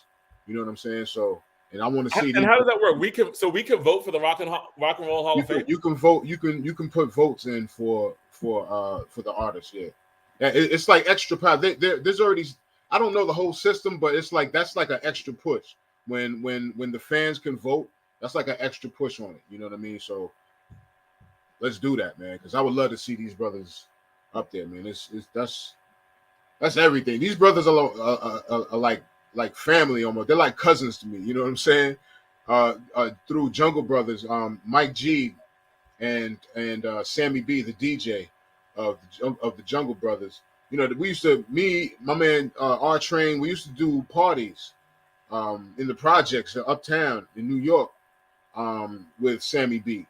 You know what I'm saying? And Mike G of the Jungle Brothers, when we would do shows at the Vortex up in Harlem, Mike G would basically kind of like oversee us and make sure we were good before we went on stage and stuff like that. So like we had like little cool connections with them like that. So Jungle Brothers was always like cousins, you know, like hip hop cousins for us. You know what I'm saying? And of course Tribe Called Quest and De La, like, you know, they came in right after, and it's like that's like family. So big up to the Native Tongues and all of that, because like I said, it's family. So when one gets on, it's like that's everybody celebrates for that. You know what I mean? So Tribe Called Quest, big ups to Tribe Called Quest. Rest in peace, Phife Dawg. I wish he was here for this. Right. You know, I wish Phife Dawg was here for this, man. You know what I mean? Big ups to Jerobi, Q-Tip, Ali Shaheed Muhammad. Big ups to all of them, man. Yeah, I mean, the second wave of hip hop I fell in love with, like, because I know we talked about before, when I really got into hip hop with Public Enemy, right? Like, that's my real getting into it. And then after that, it was Jungle Brothers, De La, Tribe. Yeah. It was something about the music and the lyrics. That's funny that you said that, because those are the ones that I roll with. I roll with Public Enemy for that hard stuff, and I roll with the Native Tongues for that groove, you know? Yeah, absolutely. That positive vibration, you know what I'm saying? Right, one was like with Public Enemy, I knew we were at war. Yeah. And with Native Tongues, I was like, you know, life could be fun. Yeah, we'll be all right. You know what I'm saying? Right, we're gonna be okay, right? Yeah. We you know, we can chill and we can, you know, live some life as well. So you know, you had you know, Public Enemy just like breaking down the political analysis, and just when things got a little hopeless, you had, you know, Jungle Brothers, right? You had and of course you had Tribe and De La, right? Like so yeah, I mean, that all that was stuff that that I connected with just and we needed that, man, because that was our they were like the hip hop hippies almost, you know what I mean? It was like like the vibe. That was the vibration right there, you know what I'm saying, when we had that. So and we needed that. We still need that, right?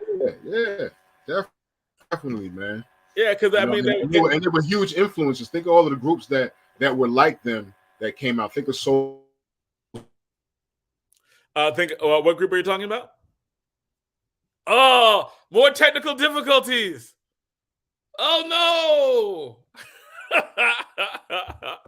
Oh, this has been the night for technical difficulty after technical difficulty after technical difficulty, man. Hopefully, when the Congressman comes on in a few minutes, these technical difficulties will cease. I mean, there is an ice storm, right? There is an ice storm. You hear me? I hear you now. We hear you now. I don't know what happened. That was weird. Right. There's a conspiracy. conspiracy, right? But no, man, I loved Native Tongues. I loved man. because and I like how they would show up on. It was the first time, right? Like I was in the comic books big time too, right? So every time their albums were like superhero team ups, right? Because when you get on the De La, you get some Tribe. When you get on, you get a Tribe album, you get some De La, you get some Jonas Brothers. They're working together, and they all get together on songs, and you're like, I mean, like Buddy, fun. Like Buddy was their big hit when they were all together. Remember? Right. And you had Queen Latifah and Moni Love on that too. Yeah, my buddy. Yeah, I mean, they just made some really good music. Yeah, that was life affirming, right? Yeah. And that was that you could be, black and chill and laid back and life affirming, in some good music in good ways, and I very much appreciated that, right? Yeah, man. Definitely. That was always good stuff, man. Good stuff. So again, look out for Tribe Called Quest. We're trying to get them into the Rock and Roll Hall of Fame. They're one of many bands that I think Questlove posted on his Instagram page, like a whole list of different artists and musicians and bands and stuff that are supposed to be inducted this year, 2022, in the Rock and Roll Hall of Fame. So, and Tribe Called Quest happens to be one of them. So, okay, I would love to see that. They call it the fan vote, right? Yeah. So Tribe Called Quest, Duran, Fela, Dionne Warwick, Rage Against the Machine. Rage Against the Machine is on that too. Okay, so here's the thing, right? I do like Rage Against the Machine, right? Rage Against the Machine was real fun to listen to. Like Testify was real good. And he sounded great, and he's clear. He's got flow, and they actually when there was this like super group between between Chuck D and members of Rage for a little while. When that happened, I was like, sonically, they've always reminded me of each other. Yeah, right. Like the sonic of like the when they came together. Yeah, Be Real, Chuck D, and was it Tom Morello? I'm not sure of all the members. I just knew that some of the members. Yeah, when they came together, Prophets of Rage. Yeah, the Prophets of Rage. Right. Yeah, that was dope. Yeah, and I think that was done before Jay-Z and Linkin Park, right? Nah, that Jay-Z and Linkin Park actually happened because the Prophets of Rage thing was just recently, actually. Okay. You talking about Be Real, Chuck D, and Tom Morello from yeah. That was just done within a couple of years ago. Oh, right. Whereas the Jay-Z thing was done back in the early 2000s. Right. Yeah, and that was dope too. That whole Linkin Park thing with Jay-Z, yeah, that was dope. Yeah, that was cool. And actually, Jay-Z we don't really talk about that anymore. Yeah, I know. Like most people probably don't even know about it. It's just like history. You just had to live it, and you just remember it. Right. From back then. Yeah, that's like a collectible. Right. Like a one-off collectible, right? Yeah. But I really like Rage Against the Machine too. Yeah. And it's funny because some of these people I'm thinking should have already been there. Like, how's Lionel Richie not in the Hall of Fame? Yeah. Right. Like I don't, okay. I was reading something on Lionel Richie too, man. I was reading that they were having a hard time doing a Commodores reunion because a couple of the people in the Commodores didn't like the way Lionel Richie left the group. Really? Yeah, they were saying the issue was like Lionel Richie, he would do stuff like, all right, I'll be back. I got to go do this session and I'll be back. And he won't show back up. And then he'll do it again. They'll be, supposed to be doing something. And he'll be like, all right, boom, I gotta go run. I'm supposed to be doing a session with such and such. I gotta go do this. And he wouldn't show up. And the next thing you know, he's recording solo stuff and he's putting his own stuff out. Yeah, so they were like, after a while, they said they just gave up and said, look, man, he's doing him. Let's just do us. You know what I'm saying? And, I didn't know that. I thought. Yeah, so there's still a little bit of bitterness between a couple of the members of the Commodores and Lionel Richie. So when he was doing "Oh What a Feeling," dancing on the ceiling, you're saying the Commodores didn't know? The Commodores didn't know he was in the studio. Yeah, man. Or maybe they didn't know he was doing all night long. Yeah, all night long. And hello and all that. Yeah. Like hello, goodbye. That's terrible. That's terrible. That's wild, man. I just read on that today too. Yeah, man. That's so So what do you think? Okay, so all right, What? I'm gonna ask this question. Mm-hmm. I'm gonna ask this question. Mm-hmm. What do you think about Eminem being inducted into the Rock and Roll Hall of Fame above all the other people who are in hip hop? I'm just asking. See, that's the Eminem thing. is Well, talented. I'm not going to say I don't think he doesn't deserve. I think he deserves to be in there. My thing is, like, what is the criteria for like who gets in and like, because it doesn't seem like they're going by any chronological order. You know what I'm saying? Because some people are getting in over others before others. So like, I don't know what the actual criteria is for getting into the Rock and Roll Hall of Fame. I need to find that out because that would probably answer that question. Because I wonder that too. Like, you know, because some people said like, how is Eminem getting in before Wu-Tang? Right. You know, like, you know what I'm saying? Do you know who I think does not want to get into the Rock and Roll Hall of Fame? Do you know who I think really does not want to get into the Rock and Roll Hall of Fame at all? Like, definitely does not want to get there. You know who doesn't want to go in there? Who? Eminem. He doesn't want to go into the Oh man, I don't think so. Could you imagine if he gets in before like Wu-Tang or like, you know, or like question. I don't even think Nas is in there yet, right? I was only a couple of hip hop artists in there. Yeah. Nas is not in there yet. Right. I mean, as far as solo rappers, because we know Grandmaster Flash and Furious 5 is in there. But as far as solo rappers, it was just just this last time, right? Jay-Z, right? Jay-Z and LL. Yeah. So if it's Jay-Z and LL and Eminem, oh! I mean, I would want to be Eminem. I would want to be him being inducted in the Rock and Roll Hall of Fame. Like, because nothing good can come of it.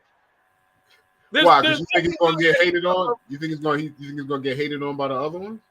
What? I don't think Wu's going to hate on him. Wu would probably hate on the Rock and Roll Hall of Fame for doing that. I don't think he would hate on. I don't think like Wu-Tang. I don't think they would hate on Eminem if he got in there. I think they would hate on how the system works. You know what I'm saying? Because how the system works, like I said, I don't know the criteria, so it's weird. Like, cause okay, so you know, I Googled whether Dr. Dre is in NWA's in there, right? Mm-hmm. But NWA is in Rock and Roll Hall of Fame? Dr. Dre, I do not believe Dr. Dre is in there as a solo artist. I am trying to fact check that right now. No, but I'm saying NWA is in there. I believe they may be. I think they are. I just went to check. I think that they are, but I'm gonna check, right? But here's the thing. But that's what I'm saying, right? My thing would be is Public Enemy in there? I think Public Enemy is one of the first groups that be in there. Oh, okay. I think Public Enemy was in that Rock and Roll. All right, yeah. I think I do remember. Yeah. But but you know, Dre as a solo artist is not in. I think they forgot about Dre. But I don't think they would. But I honestly, I don't think they would put Dre in there. Like as a solo artist, I don't think they would put him in there. You mean like The Chronic? Yeah, but that was so much like a compilation album. That was Dre's production. Fair and, enough. You know, featuring Snoop and the whole Dog Pound, and that was like a compilation album to me. Right. Which is how all his albums are. Like even Chronic 2001, the recent the Compton soundtrack. Like they're all like he's like the Quincy Jones of hip hop, right? Right. He is the Quincy Jones of hip hop. Right. Which is also like, I mean, now I could see him being put in for being that, not as a solo artist, but as a producer. Right. But if he's not in there at all. He's done a lot of big work. Right. But he's not in there at all. And Eminem gets in there first. I'm just saying, if I'm Eminem, I don't want that heat. You think that ASAP Rocky's catching heat. ASAP Rocky's catching heat from just people hating because he with Rihanna and they not, right? I mean, I think Eminem's going to catch heat from people that's already hating on Eminem. Right. I don't think he's going to catch heat from other hip hop artists though. Well, and also unless they're hip hop artists that are already hating on Eminem. Like I said, I don't see Wu-Tang getting mad at M for getting in. I see them getting mad at Rock and Roll Hall of Fame for working it the way they do. It's gonna be awkward, right? Yeah. It's gonna be mad awkward. We know that. All right, so we have our guest who is here, and welcome, Congressman. Welcome, Don. Hey. Welcome, Ed Riley. Look at that. Hey. Look, I come on and look at that. Just bang, everybody.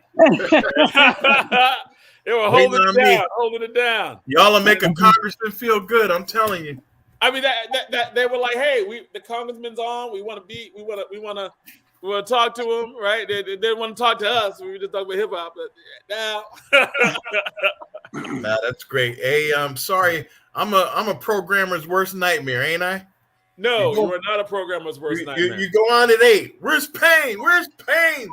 You know, we were calling it though. What we were saying is that we have had everybody who's been on our show tonight has had technical difficulties. Oh, right? wow. We had Assemblywoman Timberlake on at 6, and midway through the show, it dropped out. Right, technical difficulties, unexplained. Right. Wow. We had a whole guest. Right, we had Professor Linda Carter, who was supposed to be on for a whole half an hour, could not get on. Right, we tried all sorts of stuff to get her back on. And even Rhino had some minor. Hey, you might have been lucky you didn't have Carter. No, I'm just kidding. Wow. and she always gives me a hard time. Every time she sees me, she got her finger up in the air, like, you know. Yeah, Professor Clark. Oh, She's yeah. still there, Congressman Payne. She's still trying to get on with you. She say, oh no, please. She'll wear me out. How y'all doing? So we're doing all right. We're doing all right. We were trying to figure out how much you paid the Assemblywoman. She was here saying all these wonderful things about how great of a congressman you are. We were like, well, how much did he pay you? Like, really? Come on. Yeah, she did. And John, I'll have you know who gave an Instagram request for me this week. Who? Who was that? Jerseyans for Bernie. Ah, Oh, yeah. That infrastructure bill, right? They Those made infrastructure bills, right? They made a request to be on my Instagram feed. All right. It's because of the support for Build Back Better, man, and all those infrastructure bills. And I know your kids must be saying, "Wow, Dad, you really got more than 2 followers now, huh?" Wow. I got more than 3. Yeah. After the triplets, then we got to check. Hey, and you got more than 3, and it's just not the triplets, right? Listen, no, I don't know. I got 3, and I'm debating, and I'm not sure it's all the triplets. So Congressman, what is going on now, man? Like, we always want the big inside scoop, and what's going on? So, like, how are things? What's going on? How you doing? Well, let me first say it's good to be back with you guys. But these months are flying by. This is the 2nd month of the year already. Yeah. And I had an issue. I've been dealing with a state issue.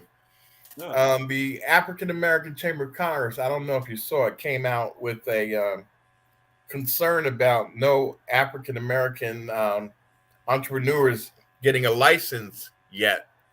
Yeah. And I saw that, and I was outraged, and I did a press release on it, and it really caught traction. And I think the governor's a little upset with me, and but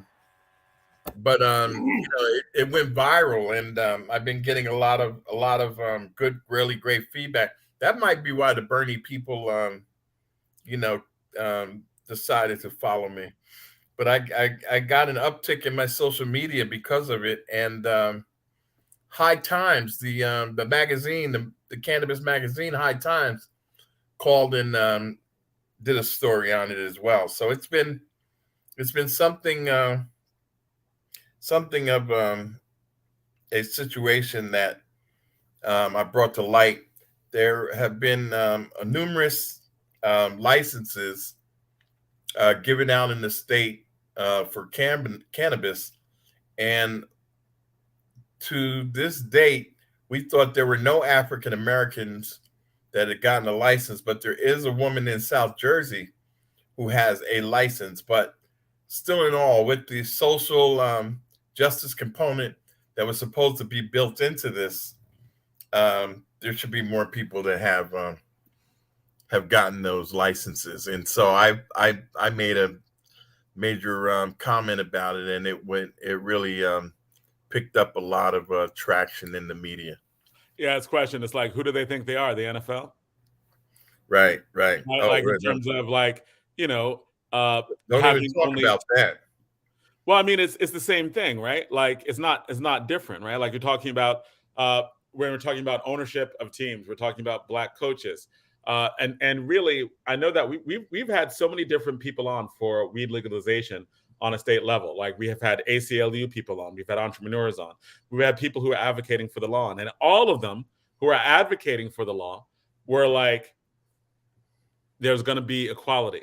When Josie Gonsalves is like, the costs are steep, but when we had people on the show, they were talking about how there were micro licenses. They were talking about there were going to be licenses for people who were formerly affected by it. There were going to be licenses for people represented within the community. Yep, that's right. And none of this stuff seems to have happened. So they were made a lot of promises on the front end of this, and I'm glad that you brought it out that that they lied, right? Like and I'm sorry, Murphy, but you got elected by the skin of your teeth off of Black voters that I don't know why you're mad at the congressman. Well, you should be more mad at the people who are denied. He should be more mad at his own licensing people for not licensing who needs to be licensed. Yeah. So Ed, I just sent it to your email, my statement. So Okay. Yep, I'm actually looking at it now, right? Where it's online. So the example that you're talking about is like the same. I've read it. Right. We're talking about the same inequality. Black users are 4 times more likely to be arrested for marijuana possession than white users, even though overall use for both groups is almost the same. New Jersey has a chance to correct this inequality and allow people abused by the system to finally benefit from it with a fair distribution of cannabis licenses. Instead, we see the same inequality with these licenses that we see in marijuana arrests. And I think right on target. Right I on think target. the governor's office was not very happy with me with respect to that. Being a fair guy, I sent it to them before I released it, and their response came back was kind of a little rough. So I don't think the governor is very happy with me right now. But in that, in the response, they they thought that I was coming at them from my official capacity as a member of Congress. But actually, I made it clear to them that no, I'm coming to you with this as an African American from the state of New Jersey, a resident, a constituent. And so I was not coming at them with the full weight of the federal government, because they made some good points, about the abject failure of the federal government to support African Americans. And I said, I don't disagree with you. I said, I'm fighting that every day. I agree with you. I said, but I'm not coming at you from the federal government. I'm coming at you from the position of an African American resident of the state of New Jersey. And I thought we were going to be better and set the example for the rest of the country. And I would Congressman, if they come at you for how you came at them, right? And what's going on in the federal government, that response is like, well, I'm not an executive governor. You are. You could do this now. That's what we elected you for.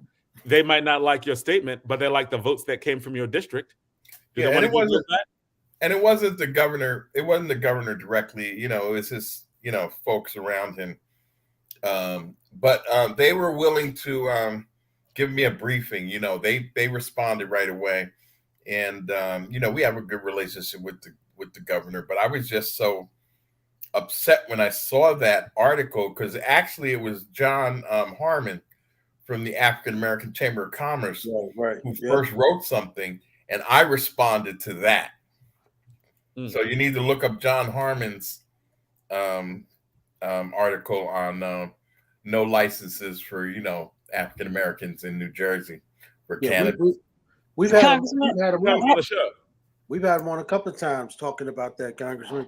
And we're gonna bring him back on to talk about your stance on it, man. We're gonna get him back on to talk about that. But listen, you right on point though, Congressman. Listen, that's the same thing Leroy Jones was trying to explain to us last month when he said that now that he's the chairman, that he's not just walking into these meetings as the chairman.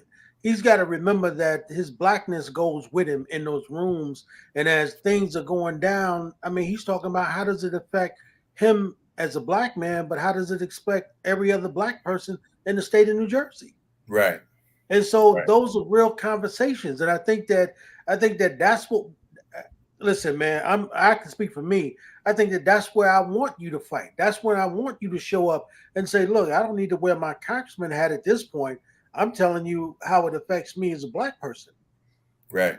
And what about opportunity for every other African American in this state who was affected by marijuana? You saying they don't get an opportunity to play in this game? And that's the same thing happened with liquor license, right? Right. And now we got marijuana, and they were supposed to even the playing field, and they have not. Well, as I stated, to their credit, they offered to, give me a briefing in CRC so I could explain where they are and, what they're doing. All I want to know is how do we get more African Americans involved in it? That's what they need to tell me. What's their strategy for that? Right. And Congressman, have you had an opportunity to meet with the commission, or will you meet with them? No. This is just all really transpired this week, in the last week or so. So the governor's folks and they said I could bring John Harmon with me, and we will get a briefing and be able to ask questions and what have you. So I'm looking forward to that when we get it set up. But they've been the governor's office has been very open with me, and trying to work it out and explain their standpoint and what have you. So I appreciate his willingness to try to explain where they are and what they're doing. So, and that is why you are the diplomatic politician, because I like how you smooth that out, right? Like I like how you smooth out, like we're going to talk, and I'm going to give them sufficient amount of hell behind closed doors, and we will make sure that there is representation beyond. You're pretty good at reading between the lines, buddy. I'm an English teacher too, in addition to a debate coach, so that's what I get paid for. And listen, I know I killed the King's English on numerous occasions. So, well, we say language is utilitarian. As long as people can understand you, then you're effective. Let me ask you something while we're on that subject, since you're an English teacher.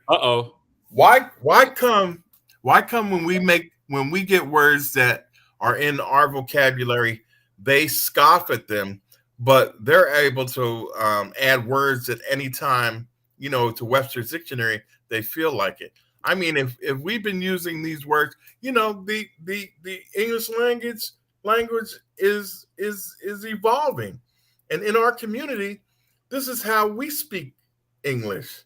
Right. As opposed to there's Spanish in all around the world, but different dialects. They speak differently in Colombia than they do in Cuba or in Mexico. Or that's all right, but making fun of the words that we use. I mean, all of it. It's always a joke. It's always a misnomer. It's always a diss. Anything that we do, I mean, why come that is like it is? I mean, and I like how you're making your argument by in the way in which you are doing it. So I appreciate that. I see that. And I think that it is unless they can make money off of it. Like, here's the whole caveat: they love our language when it's commodified and they can benefit from it, whether it's in any way, shape, or form, right? Like, and that's just existed as old as Black art.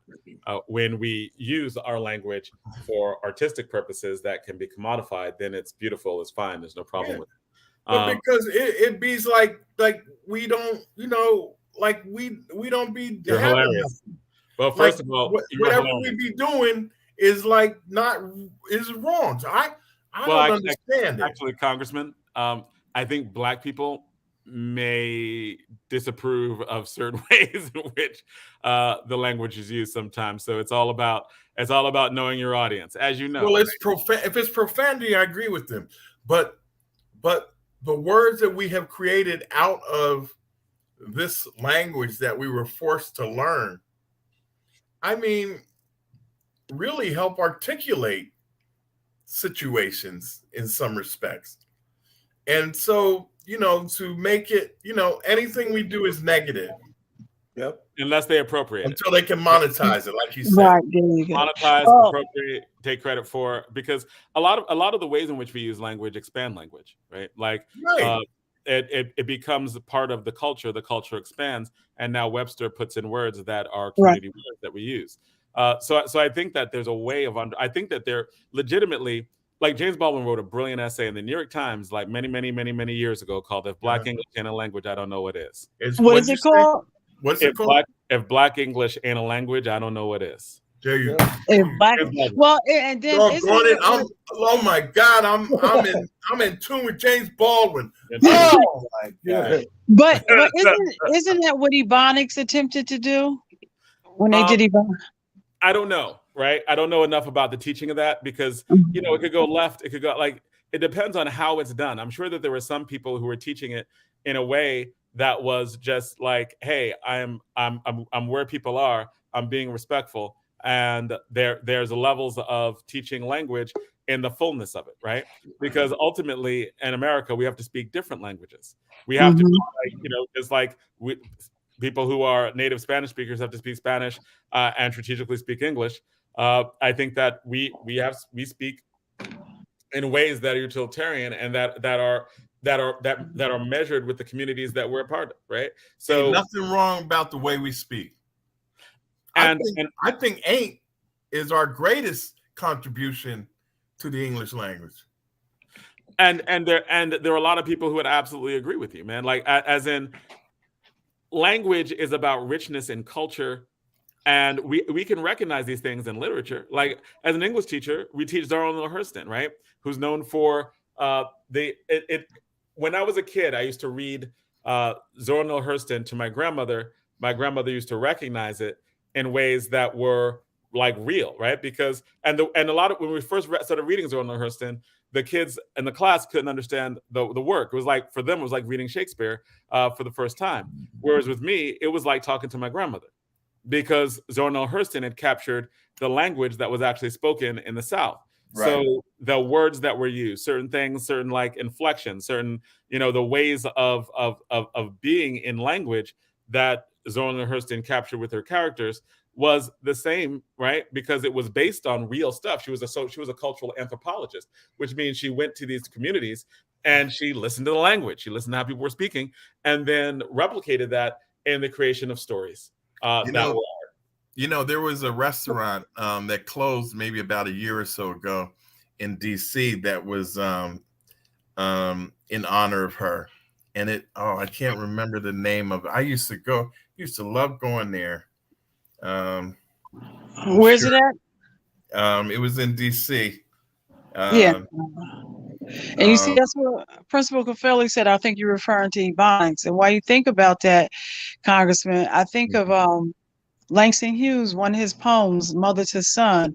And it starts out by saying, well, son, I'll tell you, life for me ain't been no crystal stair. It's had tacks in it and splinters and boards torn up. And so where was bare? Oh, yeah. Mm-hmm. Whereas the interesting thing, and this is just very like interesting trivia, like in a literary sense, but Langston Hughes and Zora Neale Hurston were beefing, right? Because Langston Hughes thought Zora Neale Hurston was selling out, and that the way in which her art was being received by white people was dehumanizing to us, right? Whereas Langston Hughes was like, hey, this is the way, like, he believed that he was not entertaining white people within those same ways. So these are conversations that even artists who we respect, right? But we love Zora Neale Hurston, we love Langston Hughes, but they were real beefing over the ways in which their art was being perceived by the white people who were around them, sponsoring them, or patrons of them, right? So there were these issues that they would have, and sometimes they were based on, Congressman, what you were talking about in terms of the way in which language was being used. So I think these are deeply thoughtful issues that are part of our history and culture. I can't think of that. I'm sure somebody will text me with the name of that restaurant, but it was named after the area in Florida she was from. Okay. Oh man, boy, I'm just drawing a And blank. it was named after Zora Neale Hurston. Well, it was from the town. It was from the area she was from in Florida, and I got to actually visit that town. Where they do the festival every year in January. And they have Val Demings was running in that area, and we met her down there the year she was running and supported her campaign. Are you talking about Eatonville? Yeah. Yeah. There was the restaurant in DC was named Eatonville. And it had a beautiful picture of Miss Hurston in the hallway, and just some really good soul food. And it closed. I think it was owned by the same people as Busboys and Poets. Okay. But it closed. It was right there on U Street, across the street. And I used to love, everybody would be running the Busboys, and I wanted to go to Eatonville.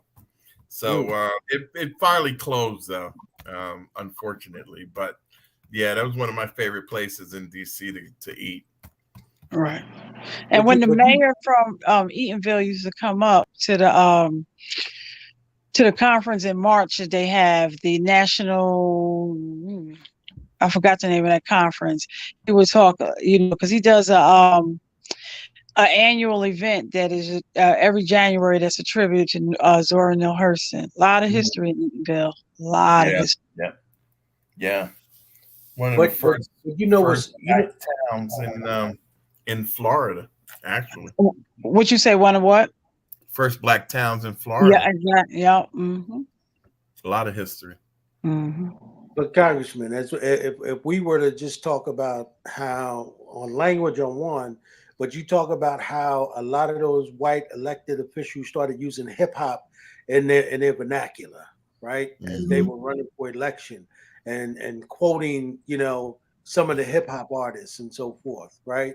Right. And so on one level, they could say, oh, you guys speak terribly. But they would use those quotes, right, that they were hearing in those music somehow to justify where they were coming from in terms of their policy views, right? And that's the thing, because if you think about, how we relate to hip hop, it reflects real life for us, right? You think about how you were listening to Jay-Z as you were running for election, right? Right. But it was real indeed, because that was really your life. That's how you were living it. Every day. Right. Every and day. These cats don't live that. See, for them, that's not really real for them. And remember, Congressman, they can go right back to that. That's like the conversation we were having a moment ago with DJ Rhino. And we were talking about how Eminem makes it into Rock and Roll Hall of Fame, right? Mm-hmm. Ahead of all of those other guys. How does that happen? Yeah, Noel. I mean, you know how. But does he make it? He makes it before Nas, right? Or he makes it. I mean, even if you were to talk about Eminem, I talk about 50 Cent, mm-hmm. right. But and you got to take a look at who was this guy's inspiration. And that's one of the reasons why you had all those artists like Little Richard, and all of them that were coming up, why they were upset with the Beatles and all those cats, because those cats were copying and stealing their music. Well, I just saw on Instagram an interview with Ray Charles, and he basically said that the guy, it was Bob Costas that was interviewing him, and he asked him about Elvis Presley, and he said, no, well, Elvis Presley wasn't all that great to him. He was just doing what, and he ran off a few old rhythm and blues people and, rock and roll people that were before Elvis that he was just, that he was just stealing from. So he said, no, Elvis wasn't, I never thought Elvis was that good. So I was like Bob Costas was shocked because he thought he was going to, Elvis, Elvis, yeah, Elvis. Like, no. What was it? What was it? Elvis wasn't that good. What wasn't it? Chuck D said Elvis ain't never been no hero. No, that's John Wayne. Yeah, John Wayne ain't never been no hero than me. Yeah. Simple and plain. Well, no, Elvis. No, you're right. Elvis ain't never been no hero than me. Yeah, simple and him and John Wayne. So it's F him and John Wayne. Right. Yeah, that's it. You got it, brother Riley. You on it? My bad. We do both. I'm trying to correct the originator of all politics is local hip hop. I'm trying to correct you. Man, I must be. Woo. We do it all, brother. I hear you. But also a lover of music, especially the Philly sound, where they go down and just have all of the history of music down there. Where look at Miss Professor Carter. She wrote me. She said, "Are you able to hear me?" I said, no. And she said, "Hello, Congressman Payne. It's Professor Linda Carter." Yes, ma'am. I told y'all. She's gonna get after me. I told you she's in the background, Congressman. She can't wait to get me. Anytime she sees me, she gets that finger. And said, "You better let me tell you something." Yes. No, our families go way back, so we have she's the professor. So whatever she says, I've always been scared of my teachers. So that's fine. So I know that this has been a real interesting time in Congress. I actually enjoyed watching the Senate proceedings when they were talking about the bill, the voting rights bill. And they spent a weekend trying to get that passed. And you know what? Did you mention that, John? That's the other thing I said to the governor's people. I said, when he tried to point at the federal government, abject failure, I said, look, you don't have to tell me. I live it every week. That's what I'm down there fighting, sir. As a matter of fact, I said, we can't even get our voting rights, voted on. So don't tell me. I know what it is, but I thought that my state and my governor were going to set the example. I'm not defending the federal government. That's what I go down there to fight every single week. But I thought that this governor that I supported in this state was going to show how it should be done. That's my problem. Right. And I think again, Congressman, I think to add in, right, the governor is an executive. Right. They don't have to deal with all the stuff you're dealing with all this pushback. They could make the decision. That's why they were elected twice. That's why they got the black vote twice, to push them over twice. Yeah. No, you can't demand results of the federal government because you, as a congressman, you are fighting a bunch of other people, right? You got to fight with two senators. You got to fight with all the Republicans. They're the governor. The law was passed, right? The state legislature did its part, right? The law is passed. This is an enforcement of the law. You should tell them, Congressman, next time they try to push back on anyone like that, you should be like, look, like Donna says, I know my civics, right? And in my civics, you are the executive, and that the legislature in the state of New Jersey did its part. And we were looking for you to enforce the law in a fair and equitable way. So when you were looking at the federal government, or you bring that up, that is only to distract from what you are not doing, which you have the power to do yesterday. Like, You want to go with me? You want to go with me to that meeting? I would. I would. Yes, take them. Hold me back. Oh, no kill switch. No, I want to be. I want to be invited again. So I can't. Oh yes, if they had said something like that, like, oh, if this was the last time he's going to be in office, I'd take you. But we got about another 3.5 years to go. Hey, Congressman, they mess around and say, "Oh, so you brought your debate coach with you, huh?" Ice, right? and then from then on, it'd be iced out. Hey, Congressman, I gotta change the conversation, man, because I want to talk with you, man, about the brother who filed the class action lawsuit against the NFL. Brian Flores. What's your thoughts on that, brother? Brian Flores, a man of true courage, a man that is going to go down in history because, he's standing on the shoulders of Colin Kaepernick. Yep. And there you go. We've got some examples of how African Americans are treated in this country and blackballed. He'll probably never get another job in the NFL. Nope. But that's right. He understands that, but he's willing to do the right thing, and he's showing in a considerable amount of courage, and he's a young guy. He's 40 years old. Yeah. So now what do you do? I think it's a great thing, and it's going to be embarrassing for my team. I'm the Giants fan, but it appears that they didn't follow the Rooney Rule properly. Right. They invited him for an interview, but he got a text message from Bill Belichick congratulating him on the job. Right. And Belichick didn't realize he was texting Flores instead of the guy from Buffalo that got the Giants job 2 days before Flores was getting his interview. Mm-hmm. So Belichick was congratulating the new coach of the Giants before the black coach got his interview. So It was already a done deal. They were just bringing him in, to go through the motions. And he's got those text messages. So, and here's the thing. I am not 100% sure.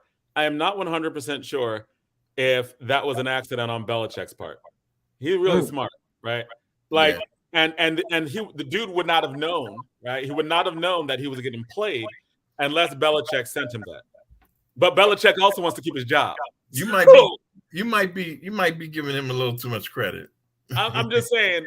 Those moments, you make that kind of money. So you're a New England fan. I see. Okay. No. I'm still bitter because he was supposed to be the Jets coach. Oh, okay. Oh. Yeah, right. He walked away from that one, right? Right. Belichick was supposed to be the Jets coach. Yeah, he got offered. Yeah, wow, I didn't know that. Yeah, and he backed off at the last minute. Some crime. It was real weird, right? There was some stuff that went on underneath. Well, you know what it was? He was trying to show his independence of Parcells. That's what that was all about. Because Parcells, Belichick, my boy, he's the next guy. He's like, I'm not staying here. I'm going there. And, he probably saw he had a better opportunity up there, better owner, and took that. But it was kind of like to finally get out of Parcells' shadow. Because, he if y'all remember, he had his first job in Cleveland and did terribly. I mean, they ran him out of there in 2 years because he was so bad. But that Cleveland job has been, atrocious for years. So he left there and linked back up with Parcells and did his thing, at that defensive level, which he's a genius. And so then when Parcells was moving on, he said, well, Belichick will be my successor. And he's like, no, I'm not. I'm going to New England. Parcells was like, what? And that's kind of how they separated. But he was a head coach in Cleveland, did miserably, went back to a defensive coordinator for several teams with Parcells, wherever Parcells was, and then bounced off to New England. So, But isn't that like the situation with the coach and the situation that we're talking about with marijuana distribution, right? There were rules that were set up so that black coach was supposed to be considered. Those rules were subverted, right? They were made a mockery of, right? Like the whole thing about the Belichick tweet. I mean, the Belichick the accidental text is that that it was really a mockery, right? They selected him. They were bringing my man to an interview after they'd already offered the job to someone else. That he never had a chance. He never had a chance for the job coming in the door.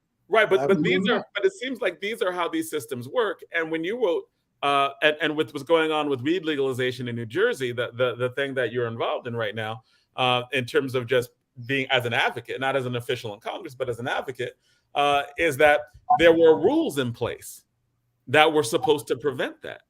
Right. At this point in the process, right? Like New Jersey, you can say the weed laws had their own Rooney rules that were treated or being treated in the same way the NFL is treating, where there's only one. You got to look for the person.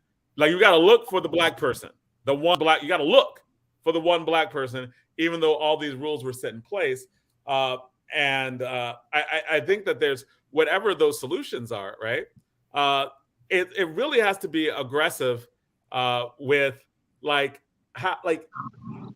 the rules are not enough.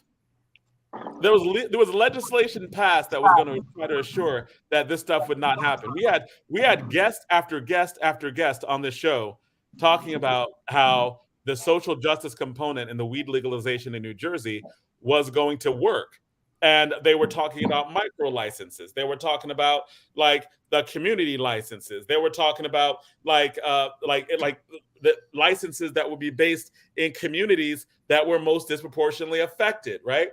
And why are these other businesses getting it first before places like Newark and East Orange and all of the things that they talked about? And as an executive, and the reason why I keep like being like, a little upset about the way they responded to you is because it was a fake response. It was a disingenuous one, and that they knew that there was a false equivalency, right? Because they know that they have the laws and the rules set up.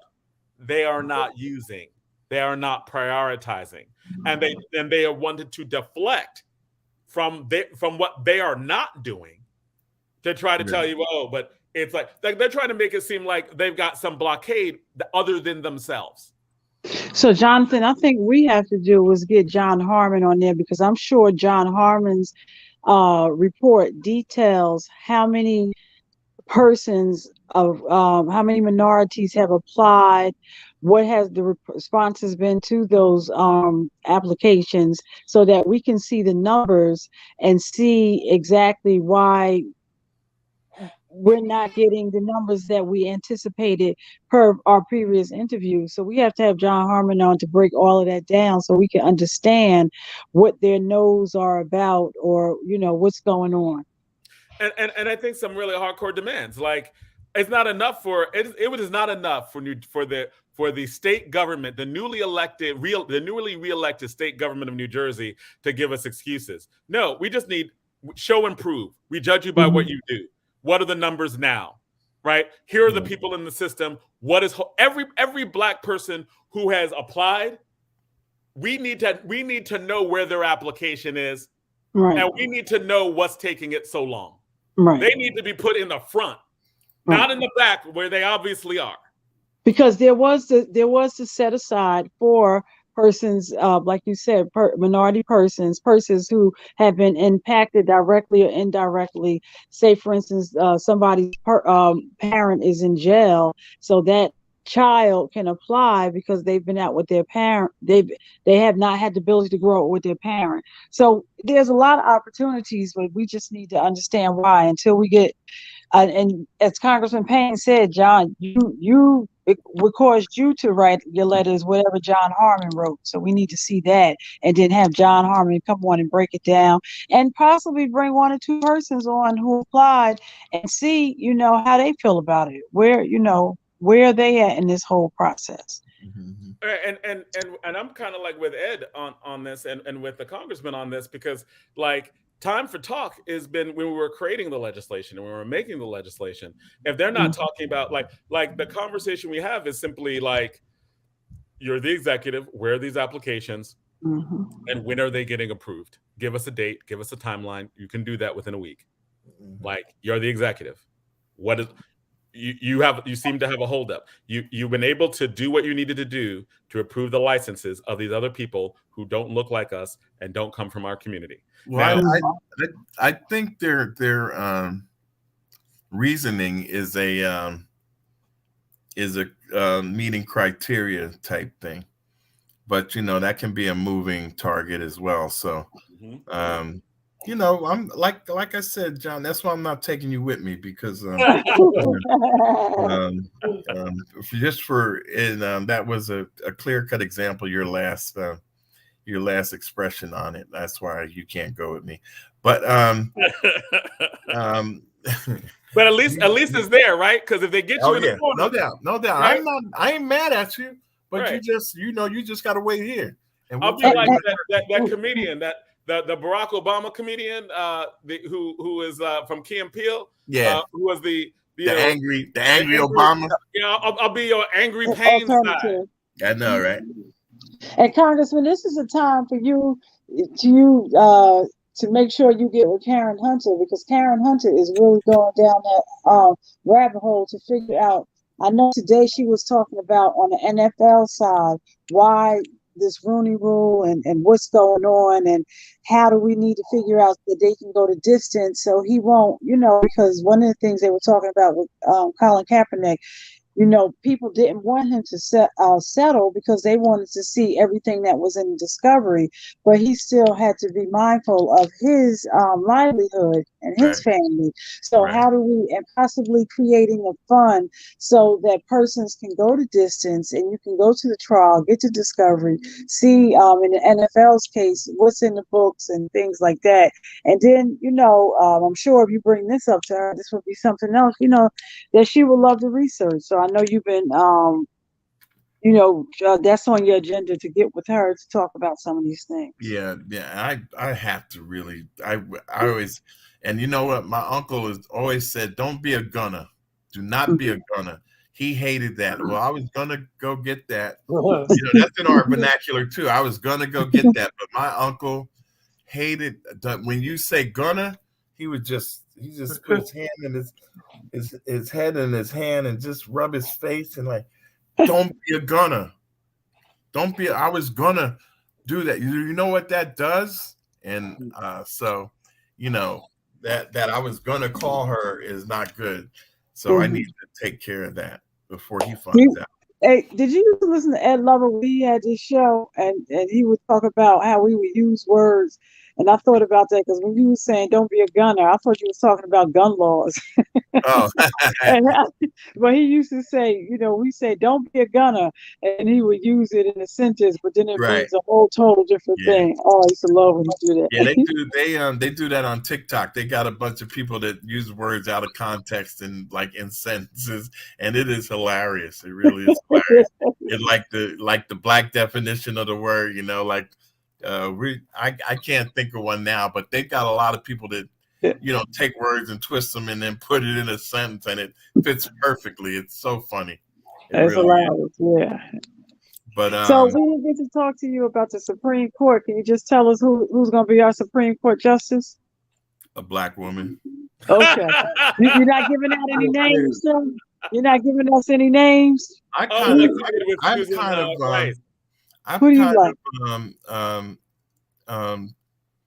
like Eiffel. Okay. She was the attorney for the NAACP Legal Defense Fund for years, and a very, very thoughtful attorney, and would, I think, just be a great balance on the bench there at that level. I don't really know the others. I know her. So I think that's my comfort. So I know of her work. But I'm sure she's probably ready. She's ready to go on day one. And she's ready to go on day one because she's been around. Oh my goodness! If he was to pick her, that Mhm. would, just because of the position that she had, Mhm. would be amazing, right? Mhm. To have former head of the NAACP Legal Defense Fund, that answers, because with a lot of the things that when me and Ed were going back and forth, they were like, oh, a black woman. I was like, well, we need more criteria than that, Right. right? Like, because Clarence Thomas is a black man, right? Like Right. that's Mhm. like, what does that do for us, right? So when you're talking about like Cheryl Eiffel, that is being head of the NAACP Legal Defense Fund is just impressive For right? quite some time too. She wasn't, Mhm. she wasn't there overnight. She was there for a Mhm. while. Does it say Mhm. how many years she was there? Is Gwen is Eiffel actually up in the running? Cousins. Oh, They were cousins. Oh, wow. really? I did Yeah. not know that. Yep. But I think that like, Can you see how many years she was there, John? I'm looking it up now. But if they do choose her, I think that that would be an amazing pick. Plus, it would be a great lineage. Right. Thurgood Marshall came out of the NAACP, so Right, the last black person that was on the Supreme Court. right. So it would be a great, reconnection to that. John, lineage. the last John, that was like the last black person that's kind of What? tongue in cheek. Where's the lie? And it wasn't even tongue in cheek. I was being real kind of serious. I was being real kind of serious there. And I mean, I'm sure Clarence Thomas is a very nice person. If I ever got to know him personally, you'd be like, oh, he's a nice person.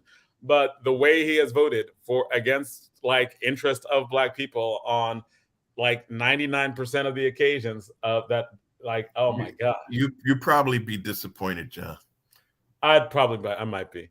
Because especially if he brought his wife to the dinner, who's like this active conservative activist, like a Trump activist, even like raising money for Trump and those folks on January 6th. She's raised a great deal of money for them. If I was going to say, have you met him, Congressman? Who? No. Okay. No, not at all. No need to. What will we talk about? Sheer embarrassment he's been. When is he going to retire? I mean, he's working against every interest on black folk in this country, man. Ever since he's been there, and even working against the voting rights bill, even working against the George Floyd bill. How long was Cheryl Eiffel head of the NAACP Legal Defense Fund? I've not been able to find that yet. Wait, what was your question? How long has she been there? How long has she been as head of the NAACP Legal Defense Fund? And she actually just resigned. You know that, right? Yeah. Right. She's the outgoing person. It's interesting. We were talking about Clarence Thomas. In all the years that, like, so I've geeky followed the Supreme Court decisions and who's the dissenter and stuff like that. Oh, so she was almost there. She was almost there a decade, it says. Mm-hmm. Okay. The only time Clarence Thomas ever surprised me was when he voted in the minority to shut down qualified immunity for police officers. He was one of the dissenting, because the Supreme Court upheld qualified immunity for police officers. Like, you can't sue police officers. And the case that they had was outrageous, right? Like, in terms of the irresponsible nature of how the police officer acted in that particular case. But Clarence Thomas actually, the only decisions he ever made that was like, okay, like, part of you is, you're making a decision that makes sense in terms of racially, right? Like, was when he slammed qualified immunity. He was like, I don't think that's the way I don't think that this here case over here and what police have been able to get away with is what the law was originally supposed to be, right? But that's it. All the other decisions, wow. So this is interesting. We share the same birthday, Miss Eiffel and I. Wow. So I got to go with her. Wow. While in law school, she interned for Judge Leon Higginbottom, Okay.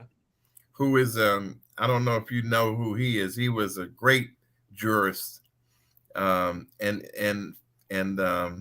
just a incredible law mind. Judge Higginbottom was one of the best. And it says also her first job out of law school was a 1-year fellowship with the ACLU in New York. She then served as assistant counsel at the Legal Defense Fund, litigating voting rights acts cases, including the landmark Houston Lawyers Association versus Attorney General of Texas. In 1993, she joined the faculty of the University of Maryland Law School, where she taught for 2 decades. She is the author of On the Courthouse Lawn, Confronting the Legacy of Lynching in the 21st Century.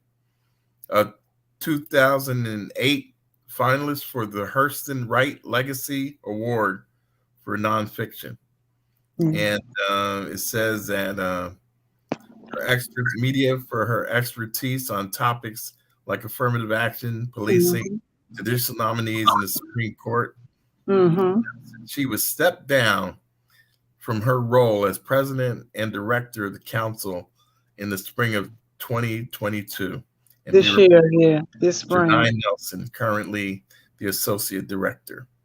Yeah, and one thing I like, she is nationally recognized expert on voting rights and judicial selection. I like that. So it's perfect time for her to go on that court. Yeah, I think the only thing that might, hold her back would be age, right? Like she's young, but she would be older for Supreme Court nomination, like in terms of at 59. But clearly would be just a phenomenal candidate, because I think the work that they do in the NAACP Legal Defense Fund is very underrated.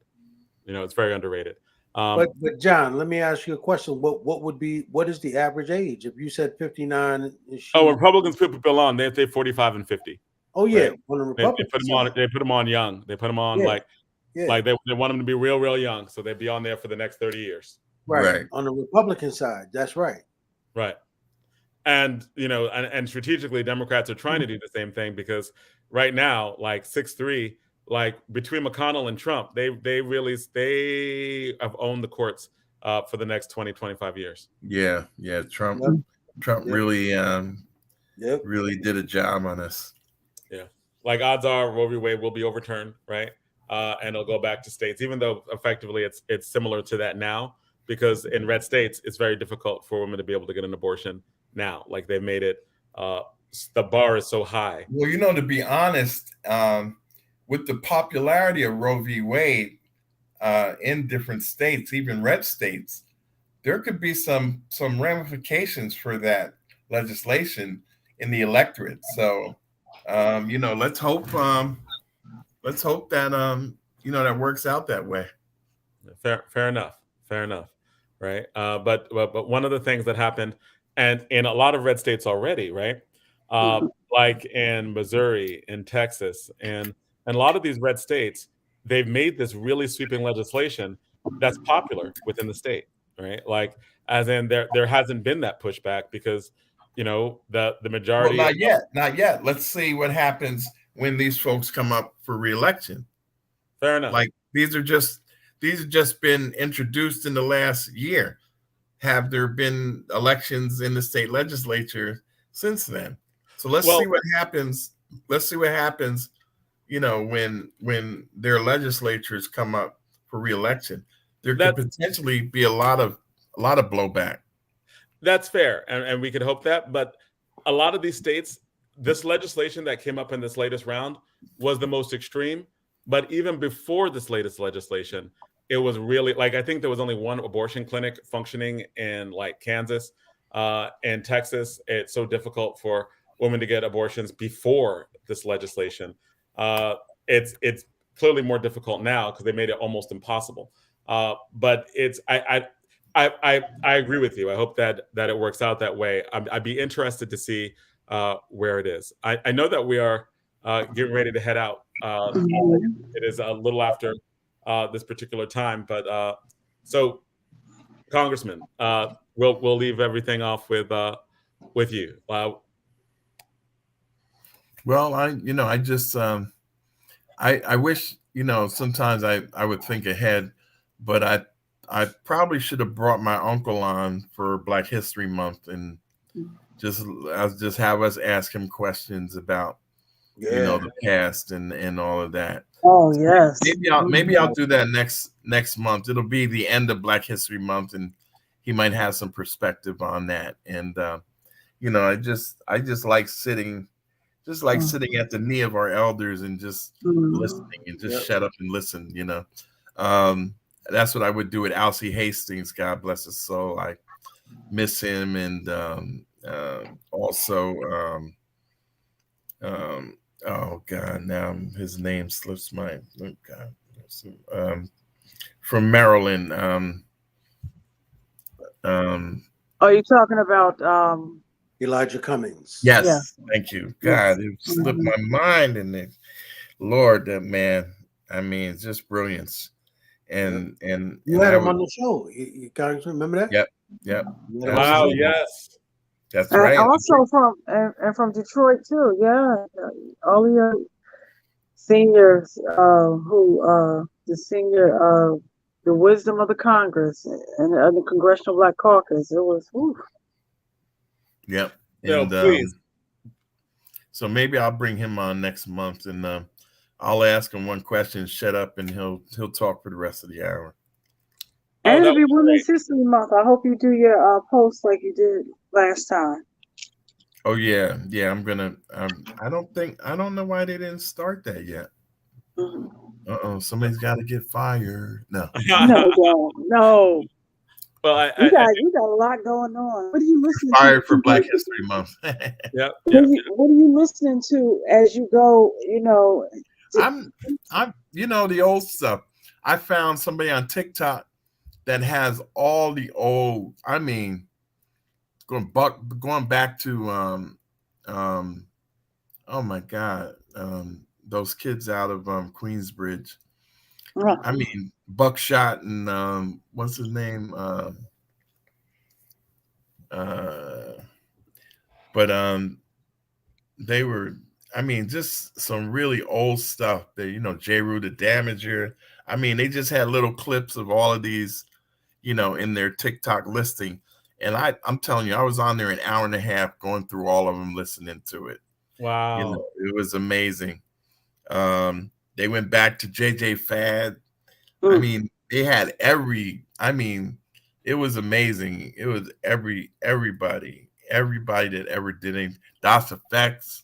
Wow. Nas when he was 16. I mean, his voice hadn't even filled out yet. I mean, it was just really great. I was up last night, man, for about an hour and a half, just going through those things, man. So I'm still stuck. In the old 90s, 80s, the old shit. And then there's another guy on TikTok. His name is DJ Cass. Yeah. And what he's doing is he's bringing back the old artists. Yeah. So he's doing it with Stephanie Mills. Yeah, Charlie. Yeah. He's done it with George Clinton. He's done it with KC and the Sunshine Band. And he brings them back on. He says, I'm DJ Cassidy. I'm going to kick it over to you. Yeah. And they sing the old songs that they had. That was Puffy's DJ, yeah. So if you can check DJ Cassidy out, Stephanie Mills, he had the Emotions on there. And they just do the old songs and they sing them, now. I mean, he had Curtis Blow on there doing the breaks. I mean, it's just, and, it is weird that he really does a nice throwback. And you see them, Debbie Harry, you see them like they're in their 60s and 70s now. Wow. And they, KC and Sunshine Band, that's the way I like it. And he's like an 80-year-old man, Wow. But his name is DJ Cassidy. And he runs all those old stars every week or so. So that's pretty cool. I've been, kind of looking at that. I'm a TikTok man now. Uh-oh. Yeah. Yeah, Yeah. you gotta make some TikTok videos. Oh God, I don't know. Don't do I'd it. rather be. Don't do I'd rather be a spectator. All right, y'all. Well, y'all know that y'all missed it at 8 o'clock. Y'all missed the Payne report with our beloved brother, the one and only Congressman Donald M. Payne, weighing in at $1.95. Hitting you straight up on jabs. Right. Congressman Payne from the great state of New Jersey, our brother. Thank And I you. want y'all to Thank know that how much y'all mean to me, because I came on the show and there was a Seton Hall game on at the same time. Ooh. So, you know, that I show y'all a lot of love because We appreciate that. me and the Hall go back 50 years. I mean, my father started taking me to those games when I was about 5 years old. Wow. And you know, I still buy the season tickets, and sometimes I just go alone, and that's his seat. So you know, I go alone and leave his seat empty. So That is. yeah, man. It's you know, it's the way I pay respect to him. And so let's see. So I've been going to Seton Hall games almost 60 years. Wow. So, but I chose y'all. Appreciate it. We appreciate I chose it, brother. y'all. I was debating it. All right. Well, thank you. No, always. Definitely appreciate it. And Always got to do my job. Always. That's what I learned from him too. So I'll give you a quick story on that. So we St. John's was really good a few years ago when he was alive. God bless his soul. And he got us tickets to St. John's Seton Hall game in the Garden. So me, my nephew, and my cousin, 4 of us went. My father takes a train over, and we sit down, and in 11 minutes, he gets up and leaves and goes back to Jersey because he had a commitment to do something for a group. And I was just spellbound and in awe of his dedication to his constituents. And I've learned to do that by that example. But prior to that, I probably would have kept my behind in that seat and watched that game. But he was only in that building 11 minutes and got back up and took the train back to Newark to do what he promised people. And that's who Donald Payne was. That's who Donald Payne was. That's a moment in history right there. Junior is a little suspect, but Payne was the man. And you know, I'm glad I had those examples. I mean, it was really profound to me that he said, oh, well, no, I got a meeting that I promised some people I would do. Sat down for 11 minutes. I mean, it took him longer to get there than he was in the building before he left for another train to get back to what he was doing. And that really left an impression upon me, you know, and has given me some guidance on how, you know, I do this job as well. So, that's excellent. Yeah. Well, thanks everybody. Thank you. See you in March. And I will bring the Honorable William D. Payne with me, who will be 90 this year. Wow. And, what's his month? What's it? What month? July. Okay. July 8th. Well, thank you. My father would have been 88 this year. Wow. Okay. Yeah, he looking good for 90, man. Yeah, man. Hey, listen, still goes to work every day, Joe D's office. Wow. He's still deputy chief to the county executive. Wow. All right. Well, yep. That's probably what's keeping him alive, man. The fact Absolutely. We ain't let him do it as long as he wants. Exactly. Yeah. And so we'll get him to talk about how he's whipping all those people into shape down there on diversity. So you know, he continued to bring it up to Joe D. Joe D finally said, all right, you're in charge of it now. Go ahead and do.